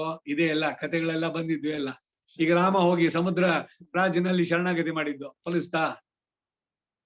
ಹೀಗೆ ಶಕ್ತಿನೂ ಇರಬೇಕು, ಮನಸ್ಸು ಇರಬೇಕು, ಎರಡೂ ಇರ್ಬೇಕು. ಅದು ಭಗವಂತನಲ್ಲಿ ಇರುವಂತದ್ದು. ಬರೀ ಅನುಕಂಪ ಮಾತ್ರವೇ ಇದ್ರೆ ಕಾರ್ಯಕಾರಿ ಹೋಗಲ್ಲ. ಪರತ್ವಕ್ಕೆ ಬೇಕಾದ ಸರ್ವಶಕ್ತಿತ್ವ, ಸ್ವಾತಂತ್ರ್ಯಾದಿ ಗುಣಗಳು ಅನುಕಂಪದಿಂದ ಸೇರಿದ್ದರೇನೆ ಕಾರ್ಯಕಾರಿ ಆಗುತ್ತೆ ಎನ್ನುವ ಭಾವನೆ ವ್ಯಕ್ತಪಡಿಸೋದಕ್ಕಾಗಿ ಪರತ್ವೇ ಸತಿ ಎಂದು ಆರಂಭಿಸಿ ಅನುಕಂಪನಃ ಎಂದು ಹೇಳಿ ಅನುಗ್ರಹೈಕದೀಹಿ ಪರಮಾತ್ಮನ ಆಗುತ್ತಾನೆ ಎಂದು ಉಪಾದಿಸಲ್ಪಟ್ಟಿದೆ. ಜೀವಾತ್ಮನ ದೈನ್ಯತೆಯನ್ನ ನೋಡಿ ಪರಿತಾಪ ಮಾತ್ರವೇ ಪ್ರಯೋಜನವಾಗುವುದಿಲ್ಲ. ಇದನ್ನೇ ದಯೆಗೆ ಎಕ್ಸ್ಪ್ಲನೇಷನ್, ದೊಡ್ಡ ಚರ್ಚೆ ಇದು. ಭಗವಂತನ ದಯೆ ಏನು ಅಂದ್ರೆ ಪರ ದುಃಖ ದುಃಖಿತ್ವವೇ. ಇದು ಅವರು ತೆಂಗಲ ಸಂಪ್ರದಾಯ. ಯಾರೋ ದುಃಖ ಇದೆ, ನೀವು ದುಃಖಿಸ್ಬಿಡಿ, ಆಗುತ್ತೋ. ಪರ ದುಃಖ ಅಸಹಿಷ್ಣುತ್ವ ಅಂದ್ರೆ ಅದನ್ನ ಸಹಿಸದೇ ಇರೋದು. ಅಯ್ಯೋ ಪಾಪ ಅವನ ಕಷ್ಟದಲ್ಲಿ ಹೋಗಿ ಅವ್ರಿಗೆ ಮಾನಸಿಕವಾಗಿಯೋ ಮೆಟೀರಿಯಲ್ ಆಗಿಯೋ ಅವನಿಗೆ ಆ ದುಃಖದಿಂದ ಬಿಡುಗೋಡೋದಕ್ಕೆ ನೀವು ಪ್ರಯತ್ನ ಪಟ್ರೆ ದಟ್ ಈಸ್ ನಿಜವಾದ ದಯೆ. ಒಬ್ಬ ಕಷ್ಟದಲ್ಲಿ ಇರೋವನಿಗೆ ಇಫ್ ಯು ಆರ್ ಕೇಪಬಲ್, ಹಣ ಇದೆ ನಿಮ್ಮ ಹತ್ರ, ಅವನ ಹತ್ರ ಇಲ್ಲ, ಅವನಿಗೆ ಕೊಟ್ಟು ಆ ಇದ್ರಲ್ಲಿ ಮಾಡಿ ಮಾನಸಿಕವಾಗಿಯೂ ಧೈರ್ಯವನ್ನ ಹೇಳಿ ಆ ದುಃಖದಿಂದ ಅವನನ್ನ ಬಿಡುಗಡೆ ಮಾಡಿದ್ರೆ ದಟ್ ಈಸ್ ರಿಯಲ್ ದಯೆ. ಇದು ಭಗವಂತನಿಗೆ ಅನ್ವಯ ಆಗೋದು. ಈಗ ಯಾರೋ ಅಳ್ತಾ ಕೂತಿದ್ದಾರೆ, ಅಯ್ಯೋ ನಿಮ್ಗೆ ಹಿಂಗ ಆಗೋಯ್ತಂತೆ ಅಂತ ಇವರು ಹೋಗಿ ಕೂತ್ಕೊಂಡು ಹತ್ತು ಬಿಟ್ರೆ ಏನಾಯ್ತು? ಈ ಉದ್ಗಾರ ಮಾಡ್ತಾರೆ, ಭಗವಂತ ಪರಮ ದುಃಖಿ ಅಂತಾರೆ. ಯಾಕೆಂದ್ರೆ ಯಾರು ಇಲ್ಲಿ ಸುಖವಾಗಿರೋರು? ಇವರ ದುಃಖವನ್ನು ನೋಡಿ ಅವನು ದುಃಖಿಸ್ತಾ ಕೂತ್ಕೊಂಡ್ರೆ ಅವನಷ್ಟು ಪರಮ ದುಃಖಿ ಯಾರೂ ಇಲ್ಲ. ಮತ್ತೆ ವೇದ ಹೇಳುತ್ತೆ ಆನಂದಂ ಬ್ರಹ್ಮೇ ದಿವ್ಯ ಜಾನತ್, ಆನಂದವೇ ಬ್ರಹ್ಮ. ಸಂಪೂರ್ಣವಾಗಿ ಅವನು ಪರಮ ಆನಂದದಿಂದಿರೋನು. ಇದು ಪರಮ ವಿರುದ್ಧ ಆಗೋಯ್ತಲ್ಲ ನೀವು ಅಂತ ವ್ಯಾಖ್ಯಾನ. ದುಃಖ ಅಸಹಿಷ್ಣುತೆ ಇದು ದಯೆ ಅನ್ನೋದು ಗುಣ. ಇದನ್ನ ಸರಿಯಾಗಿ ಗಮನಿಸ್ಬೇಕು ಅಂತಾರೆ ವೇದಾಂತ ದೇಶಿಕರು ಹೇಳೋ ಮಾತಿದು. ಪರ ದುಃಖ ದುಃಖಿತ್ವಂ ದಯೆ ಆಗೋಲ್ಲ. ಪರ ದುಃಖ ಅಸಹಿಷ್ಣುತ್ವಂ, ಅವರ ದುಃಖವನ್ನು ಕಂಡು ಸಹಿಸದೇ ಇರುವಂತದ್ದು. ಅಯ್ಯೋ ಇವರು ಸಂಸಾರ ಕರ್ಮದ ಬಂಧನದಿಂದ ಸಿಕ್ಕಾಕೊಂಡು ಮತ್ತೆ ಒದ್ದಾಡ್ತಾ ಇದ್ದಾರಲ್ಲ ಅಂತ. ಅದಕ್ಕಾಗಿ ಅವನು ರಕ್ಷಾಪೇಕ್ಷಾಂ ಅಪೇಕ್ಷತೆ. ಪರಮ ಕಾರುಣಿಕ ಸರ್ವಜ್ಞ, ನೀವು ಅವನನ್ನ ಆಶ್ರಯಿಸ್ಬೇಕು, ನನ್ನನ್ನು ರಕ್ಷಿಸು ಅಂತ ಕೇಳಬೇಕು. ಇಲ್ದಿದ್ರೆ ಸುಮ್ನೆ ಅವನು ಯಾಕೆ ರಕ್ಷಣೆ ಮಾಡ್ಬೇಕು? ಪರಮ ಕಾರುಣಿಕ ಸರ್ವಜ್ಞನೇ. ಎಲ್ಲ ಎಷ್ಟೆಲ್ಲ ಚರ್ಚೆಗಳು ಗೊತ್ತಾ, ಎಲ್ಲ ಬಹಳಷ್ಟೆಲ್ಲ. ಸೊ ಅದರಿಂದ ಪ್ರತಿಯೊಬ್ಬರು ಶರಣಾಗತಿ ಮಾಡ್ಲೇಬೇಕು. ಪ್ರಪತ್ತಿಯನ್ನು ಅನುಷ್ಠಾನ ಮಾಡಿದ್ರೆ ಅವ್ರಿಗೆ ಮೋಕ್ಷ ಉಂಟು. ಮಾಡದೆ ಅವನೇ ಕರ್ಕೊಂಡು ಹೋಗ್ಲಿ ಅಂದ್ರೆ ನಿಮ್ ಪಾಡಗ್ ನೀವಿರಿ, ಅವನ ಪಾಡಗ್ ಅವನಿರ್ತಾನೆ. ಸರ್ವಮೋಕ್ಷ ಪ್ರಸಂಗಾತ್, ಎಲ್ರಿಗೂ ಮೋಕ್ಷ ಕೊಡ್ಲಿ. ಹಾಗಾದ್ರೆ ಇವರೆಲ್ಲ ಯಾರಿಂದ ಉಂಟಾದವರು? ಚೇತನ ಅಚೇತನ ವಿಶಿಷ್ಟನಾಗಿ ಭಗವಂತನೇ ಅಂತ ಹೇಳಿದ್ವಿ. ಹಾಗಿದ್ದಾಗ ಪ್ರತಿಯೊಬ್ಬರಿಗೂ ಕೂಡ ಇಲ್ದಿದ್ರೆ ಅವನ ಪಾರ್ಷಿಯಲ್ ಪಕ್ಷಪಾತಿ ಅಂತ ಆಗುತ್ತೆ ಭಗವಂತನಿಗೆ. ಅವನು ನಿಷ್ಪಕ್ಷಪಾತಿ ಆಗ್ಬೇಕಾದ್ರೆ ಯಾರು ಕೇಳಿದ್ರು ಅವ್ರು ಕೊಡಬೇಕು, ಯಾರು ಕೇಳಲ್ಲೋ ಅವ್ರು ಕೊಡಲ್ಲ. ಅದೇ ಸರಿ. ಜೀವಾತ್ಮನ ದೈನ್ಯತೆಯನ್ನ ನೋಡಿ ಪರಿತಾಪ ಮಾತ್ರವೇ ಪ್ರಯೋಜನವಾಗೋದಿಲ್ಲ. ಆ ದೈನ್ಯತೆಯನ್ನು ಹೋಗಲಾಡಿಸುವ ಶಕ್ತಿ ಇದ್ದು ಹೋಗಲಾಡಿಸಿದ್ರೆ ಅನುಕಂಪವು ಸಾರ್ಥಕ್ಯವನ್ನು ಹೊಂದುತ್ತೆ ಎಂಬ ಭಾವವು ಕೂಡ ಇಲ್ಲಿ ದ್ಯೋತಿತ. ಈ ಮಹಾವಿಶ್ವಾಸ ರೂಪವಾದ ಅಂಗಕ್ಕೆ ವಿರೋಧವಾದದ್ದು ಯಾವುದು ಅನ್ನೋದನ್ನ ಮುಂದೆ ಹೇಳಲ್ಪಡತ್ತೆ. ಹೀಗೆ ದಯೆಯಿಂದ ಪ್ರೇರಿತನಾಗಿ ಪ್ರತಿಬಂಧಕ ಕರ್ಮಗಳನ್ನೆಲ್ಲ ಹೋಗಲಾಡಿಸಿ ರಕ್ಷಿಸಬೇಕೆಂದು ಕಂಕಣಬದ್ಧನಾಗಿರುವಾಗ ಇಂತಹ ಅನುಸಂಧಾನ ಇಲ್ಲದೆ ಕರ್ಮಾನುಗುಣವಾಗಿ ಫಲ ಕೊಡುವವನು ಪರಮಾತ್ಮನು, ನಾವು ಮಾಡತಕ್ಕದ್ದೇನಿದೆ ಎಂಬ ಭಾವನೆಯು ಈ ಮಹಾವಿಶ್ವಾಸಕ್ಕೆ ವಿರೋಧ ಎಂದು ಹೇಳಲ್ಪಡುತ್ತೆ. ಪರಮಾತ್ಮನು ಉಪೇಕ್ಷಕಃ, ಉದಾಸೀನ ಭಾವದಿಂದಿದ್ದಾನೆ. ನಮೇ ದ್ವೇಷೋಸ್ತಿ ನ ಪ್ರಿಯ. ಭಗವಂತನೇ ಹೇಳಿದ ಮಾತು, ನನಗೆ ಯಾರು ದ್ವೇಷಿಗಳು ಇಲ್ಲ, ನನಗೆ ಯಾರು ಪ್ರಿಯರು ಇಲ್ಲ, ನನಗೆ ಯಾರಿಂದ ಏನೂ ಆಗ್ಬೇಕಾಗಿಲ್ಲ. ನನಗೇನು ಬೇಕೋ ಅದನ್ನೆಲ್ಲ ನಾನೇ ಮಾಡ್ಕೋಬಲ್ಲೆ. ನನ್ನ ಇಂದ್ರಿಯಗಳ ಮೇಲೆ ನಾನು ಡಿಪೆಂಡ್ ಆಗಿಲ್ಲ. ನನ್ನ ಕಣ್ಣಿಲ್ದಲೇನೆ ನಾನು ನೋಡಬಲ್ಲೆ, ಕಿವಿ ಇಲ್ದಲೇನೆ ಕೇಳಬಲ್ಲೆ. So he is not dependent on anybody. ಮತ್ತ ಅವನಿಗೇನ್ ಬೇಕು? ಈಗ ಯಾರೋ ಎಲ್ಲಾನು ಇದೆ, ನಿಮ್ಗೆ ಸ್ವಲ್ಪ ದುಡ್ಡು ಕೊಡ್ತೀನಿ, ನನ್ನ ಹತ್ರ ಇದೆ ರೀ ಅಂತಾರವ್ರು.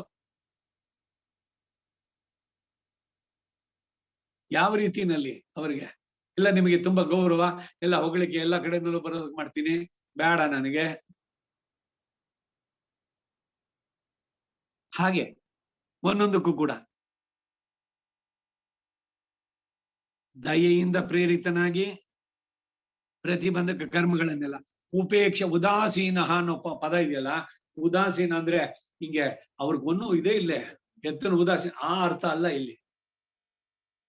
ಉದಾಸೀನ ಅಂದ್ರೆ ಅವನವನ ಕರ್ಮ. ಇವಾಗ ದ್ವಾಸುಪರ್ಣ ಸೈವಿಜಾಸಕಾಯ ಉಪನಿಷತ್ತಿನ ಮಾತಿನಲ್ಲಿ ಎರಡು ಪಕ್ಷಿಗಳು, ಒಂದು ಜೀವಾತ್ಮ ಮತ್ತೊಂದು ಪರಾತ್ಮ. ಜೀವಾತ್ಮ ತನ್ನ ಕರ್ಮ ಫಲವನ್ನ ಸ್ವಾದುಮತ್ತಿ ಅನುಭವಿಸ್ತಾನೆ, ಒಂದ್ಸಲ ನಗ್ತಾನೆ, ಒಂದ್ಸಲ ಅಳ್ತಾನೆ. ಆದ್ರೆ ಮತ್ತೊಂದು ಅನಶ್ನನ್ನ ಬಿಚಾಕಶೀತಿ, ಅವನು ಸುಮ್ಮನೆ ಸಾಕ್ಷೀಭೂತನಾಗಿದ್ದಾನೆ. ಹಿ ವಿಲ್ ನಾಟ್ ಇನ್ಫ್ಲೂಯೆನ್ಸ್, ಏನು ಮಾಡೋಲ್ಲ. ಅವನಲ್ಲಿ ಶರಣಾಗತಿ ಮಾಡಿದ್ರೆ ಆವಾಗ ಅವನಿಗೆ ಸೇರಿದವನು, ನಾನು ನನ್ನನ್ನ ನೀನು ಒಪ್ಸಿದ್ದೀನಿ ಅಂದ್ರೆ ಆವಾಗ ಮಾಡುವಂಥದ್ದು ಎಲ್ಲ ಸರಿತಾನೆ, ಲೌಕಿಕವಾಗಿಯೋ ಆಧ್ಯಾತ್ಮಿಕವಾಗಿಯೋ. ಹಾಗೆ ನಮೇ ದೇಶವಸ್ತಿನ ಪ್ರಿಯ ಅಂತ ಹೇಳಿಕೊಂಡಿರುವಂತೆ ಉದಾಸೀನಾಗಿದ್ದಾನೆ. ಏಕೆಂದರೆ ಯಥಾ ಕರ್ಮ ಫಲದಾಯಿ, ನಮ್ಮ ಹಿಂದಿನ ಜನ್ಮ ಈಗ ಮಾಡಿದ ಸುಕೃತ ದುಷ್ಕೃತಗಳಿಗೆ ಅನುಗುಣವಾಗಿ ಫಲವನ್ನು ಕೊಡ್ತಾನವನು. ಹೀಗೆಂದು ಯಾಮತಿ, ಯಾವ ಅನುಸಂಧಾನ ಉಂಟೋ, ಏತತ್ ಇದಾದ್ರೆ ವಿಶ್ವಾಸಾತ್ಮಕಂ ತೃತೀಯಂ, ಈ ಮಹಾವಿಶ್ವಾಸ ಎಂದು ಹೇಳಿಸಿಕೊಳ್ಳುವಂತಹ ಮೂರನೇ ಅಂಗ ಶರಣಾಗತಿಗೆ ಹಂತಿ, ಅದು ನಾಶಗೊಳಿಸುತ್ತೆ. ಇಂತಹ ಅನುಸಂಧಾನ ಮಹಾವಿಶ್ವಾಸವೆಂಬ ಅಂಗಕ್ಕೆ ವಿರೋಧ ಎಂಬ ಭಾವ. ಅಹಂ ತ್ವಾಂ ಸರ್ವ ಪಾಪೇಭ್ಯೋ ಮೋಕ್ಷಯಿಷ್ಯಾಮಿ ಮಾಶುಚಃ ಎಂದು ಹೇಳಿದವನು ಕೃಪಾ ಮಹೋದಧಿ ಅಲ್ವೇ. ಆತನು ಶರಣಂ ವ್ರಜ ಎಂಬ ವಿದ್ಯುಕ್ತ ಅನುಸಾರವಾಗಿ ನಡೆಸಿದ ಶರಣಾಗತಿಯನ್ನ ಅನುಷ್ಠಿಸುತ್ತೇನೆ. ಎಷ್ಟು ಮಹಾಪಾಪಿಯಾಗಿದ್ರೇನೋ ಅಂತವನನ್ನು ಕೂಡ ರಕ್ಷಿಸಲು ಆತನಿಗೆ ಶಕ್ತಿ ಇಲ್ಲವೇ, ರಕ್ಷಿಸಿಯೇ ರಕ್ಷಿಸ್ತಾನೆ ಎಂಬ ಸಂಪೂರ್ಣ ನಂಬಿಕೆ ಇರಬೇಕು ಎಂದು ಈ ಮಹಾವಿಶ್ವಾಸ ಅಂಗ ಹೇಳಲ್ಪಟ್ಟಿತು. ಪೂರ್ಣವಾದ ವಿಶ್ವಾಸ ಬೇಕು. ಈಗಾಗ್ಲೇ ನಿನ್ನೆ ಮೊನ್ನೆ ಯಾವಾಗಲೂ ಹೇಳಿದಾಗ ಫೇತ್, ಭಗವಂತನಲ್ಲಿ ವಿಶ್ವಾಸ, ನಂಬಿಕೆ.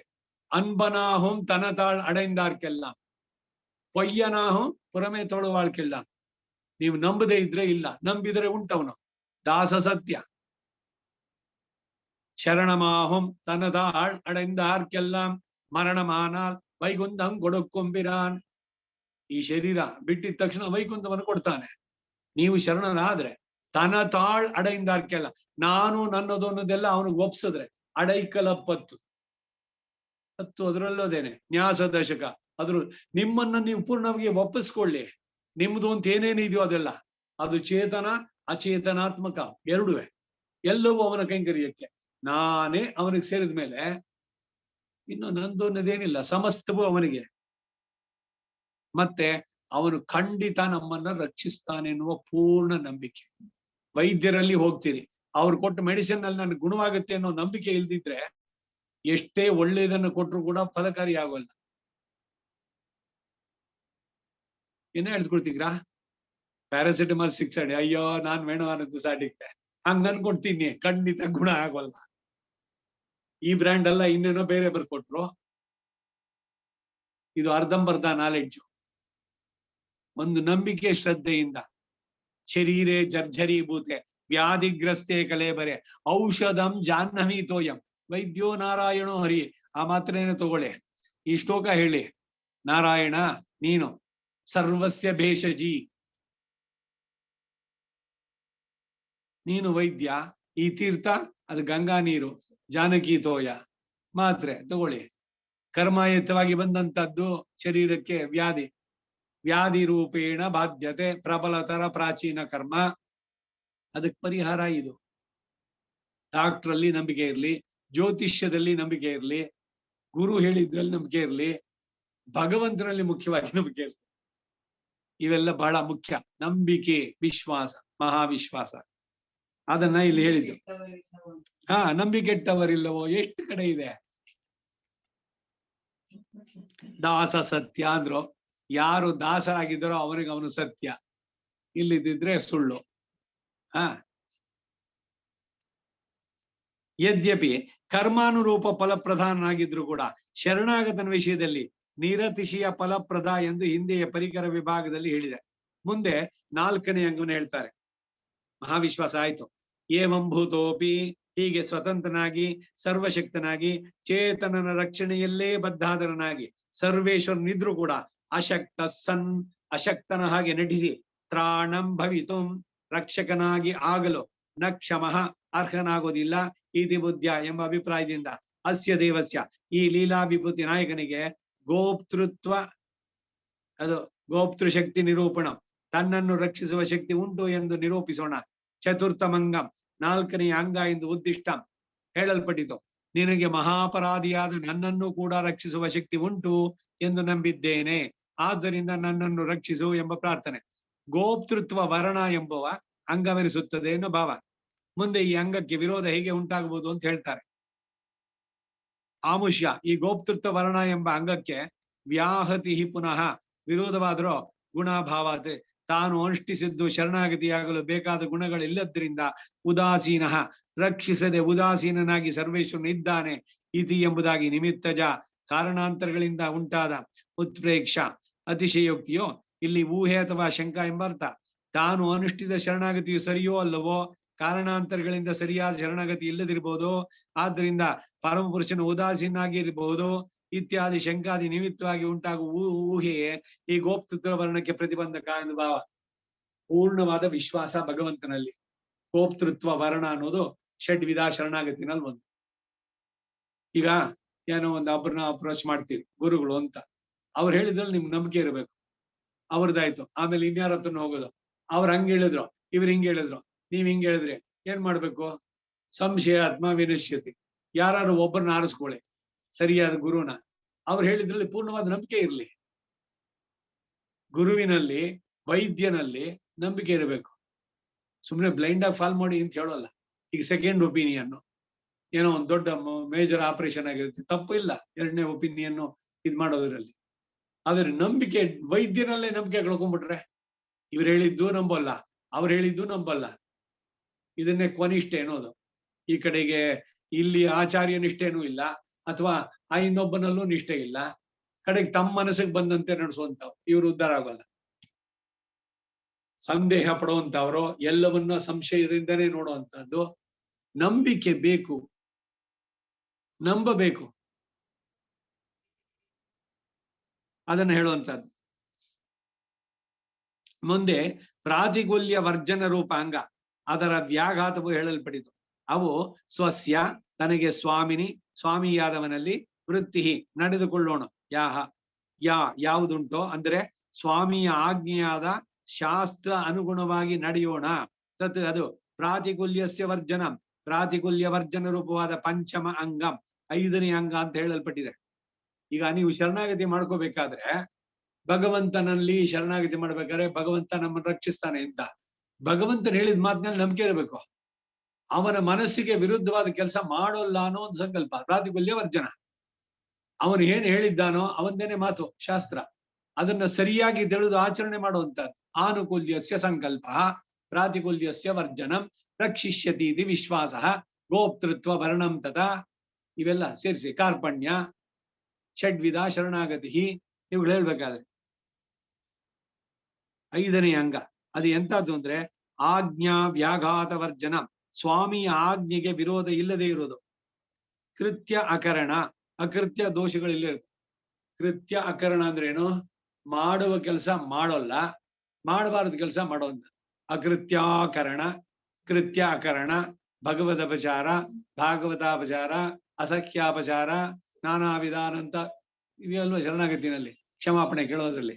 ಹಾಗೆ ಮಾಡಬೇಕಾದದ್ದನ್ನ ಮಾಡದೇ ಇರೋದು, ಮಾಡಬಾರದನ್ನ ಮಾಡೋದು. ಈ ಅಂಗಕ್ಕೆ ವ್ಯಾಘಾತ ಯಾವುದು ಅಂದ್ರೆ ಅಶಾಸ್ತ್ರೀಯೋಪಸೇವಾತು, ಶಾಸ್ತ್ರವಿರುವಾದ ಕರ್ಮಗಳನ್ನು ಎಸಗುವುದು ಯಾವ್ದು ತದ್ವ್ಯಾಘಾತ. ಈ ಪ್ರಾತಿಕೂಲ್ಯ ವರ್ಜನವಾದ ಅಂಗಕ್ಕೆ ನಾಶ ಉಂಟು ಮಾಡುತ್ತದೆ ಅಂತಾರೆ. ಉದೀರ್ಯತೆ ಹೇಳಲ್ಪಟ್ಟಿದೆ. ಮುಂದೆ ಆನುಕೂಲ್ಯ ಸಂಕಲ್ಪ ರೂಪ ಅಂಗ ಹೇಳಲ್ಪಡುತ್ತೆ. ಚರಾಚರಾಣಿ ಸರ್ವಾಣಿ ಸರ್ವಂ ಭಗವದ್ಬಭು, ಸಾವರ ಜಂಗಮಾತ್ಮಕಗಳಾದ ಸರ್ವಾಣಿ ಭೂತಾನಿ, ಸಮಸ್ತ ಪ್ರಾಣಿಗಳು ಭಗವದ್ವಪುಹು ಭಗವಂತನಿಗೆ ಶರೀರ. ಅತಃ ಹೀಗೆ ಇವೆಲ್ಲವೂ ಭಗವಂತನಿಗೆ ಶರೀರವಾಗಿರೋದ್ರಿಂದ ತದಾನುಕೂಲ್ಯಂ ಅಂತಹ ಶರೀರಗಳಿಗೆ ಅನುಕೂಲವಾಗಿ ಇರೋಣ. ಮೇ ನನಗೆ ಕಾರ್ಯಂ ವಿಹಿತವಾದ ಕಾರ್ಯ ಇತ್ಯೇವಂ ಎಂಬುದಾಗಿಯೇ ನಿಶ್ಚಯ ದೃಢ ಸಂಕಲ್ಪವು ಷಷ್ಠಮಂಗಂ 6ನೇ ಅಂಗವಾಗಿ ಸಮುದ್ದಿಷ್ಟ ಉಪದೇಶಿಸಲ್ಪಟ್ಟಿತು. ಸೊ ಈ ಜಾಗದಲ್ಲಿ ನಿಲ್ಸ್ಕೊಂಡಿರೋಣ. 6 ಅಂಗಗಳು ಶರಣಾಗತಿಗೆ ಅನ್ನೋದನ್ನ ಹೇಳ್ತಾ ಇದೆ. ಕವಿತಾರ್ಕಿಕ ಸಿಂಹಾಯ ಕಲ್ಯಾಣ ಗುಣಶಾಲಿನೇ ಶ್ರೀಮತೆ ವೆಂಕಟೇಶಾಯ ವೇದಾಂತ ಗುರವೇ ನಮಃ. ವಾದಿದ್ವಿಪ ಶಿರೋಭಂಗ ಪಂಚಾನನ ಪರಾಕ್ರಮಃ ಶ್ರೀಮಾನ್ ವೆಂಕಟನಾಥಾರ್ಯ ಸ್ಥಿರಂ ವಿಜಯತಾಂ ಭುವಿ. ಶ್ರೀಮತೆ ನಿಗಮಾಂತ ಮಹಾದೇಶಿಕಾಯ ನಮಃ. ಸರ್ವಂ ಶ್ರೀ ವಾಸುದೇವಾರ್ಪಣಮಸ್ತು.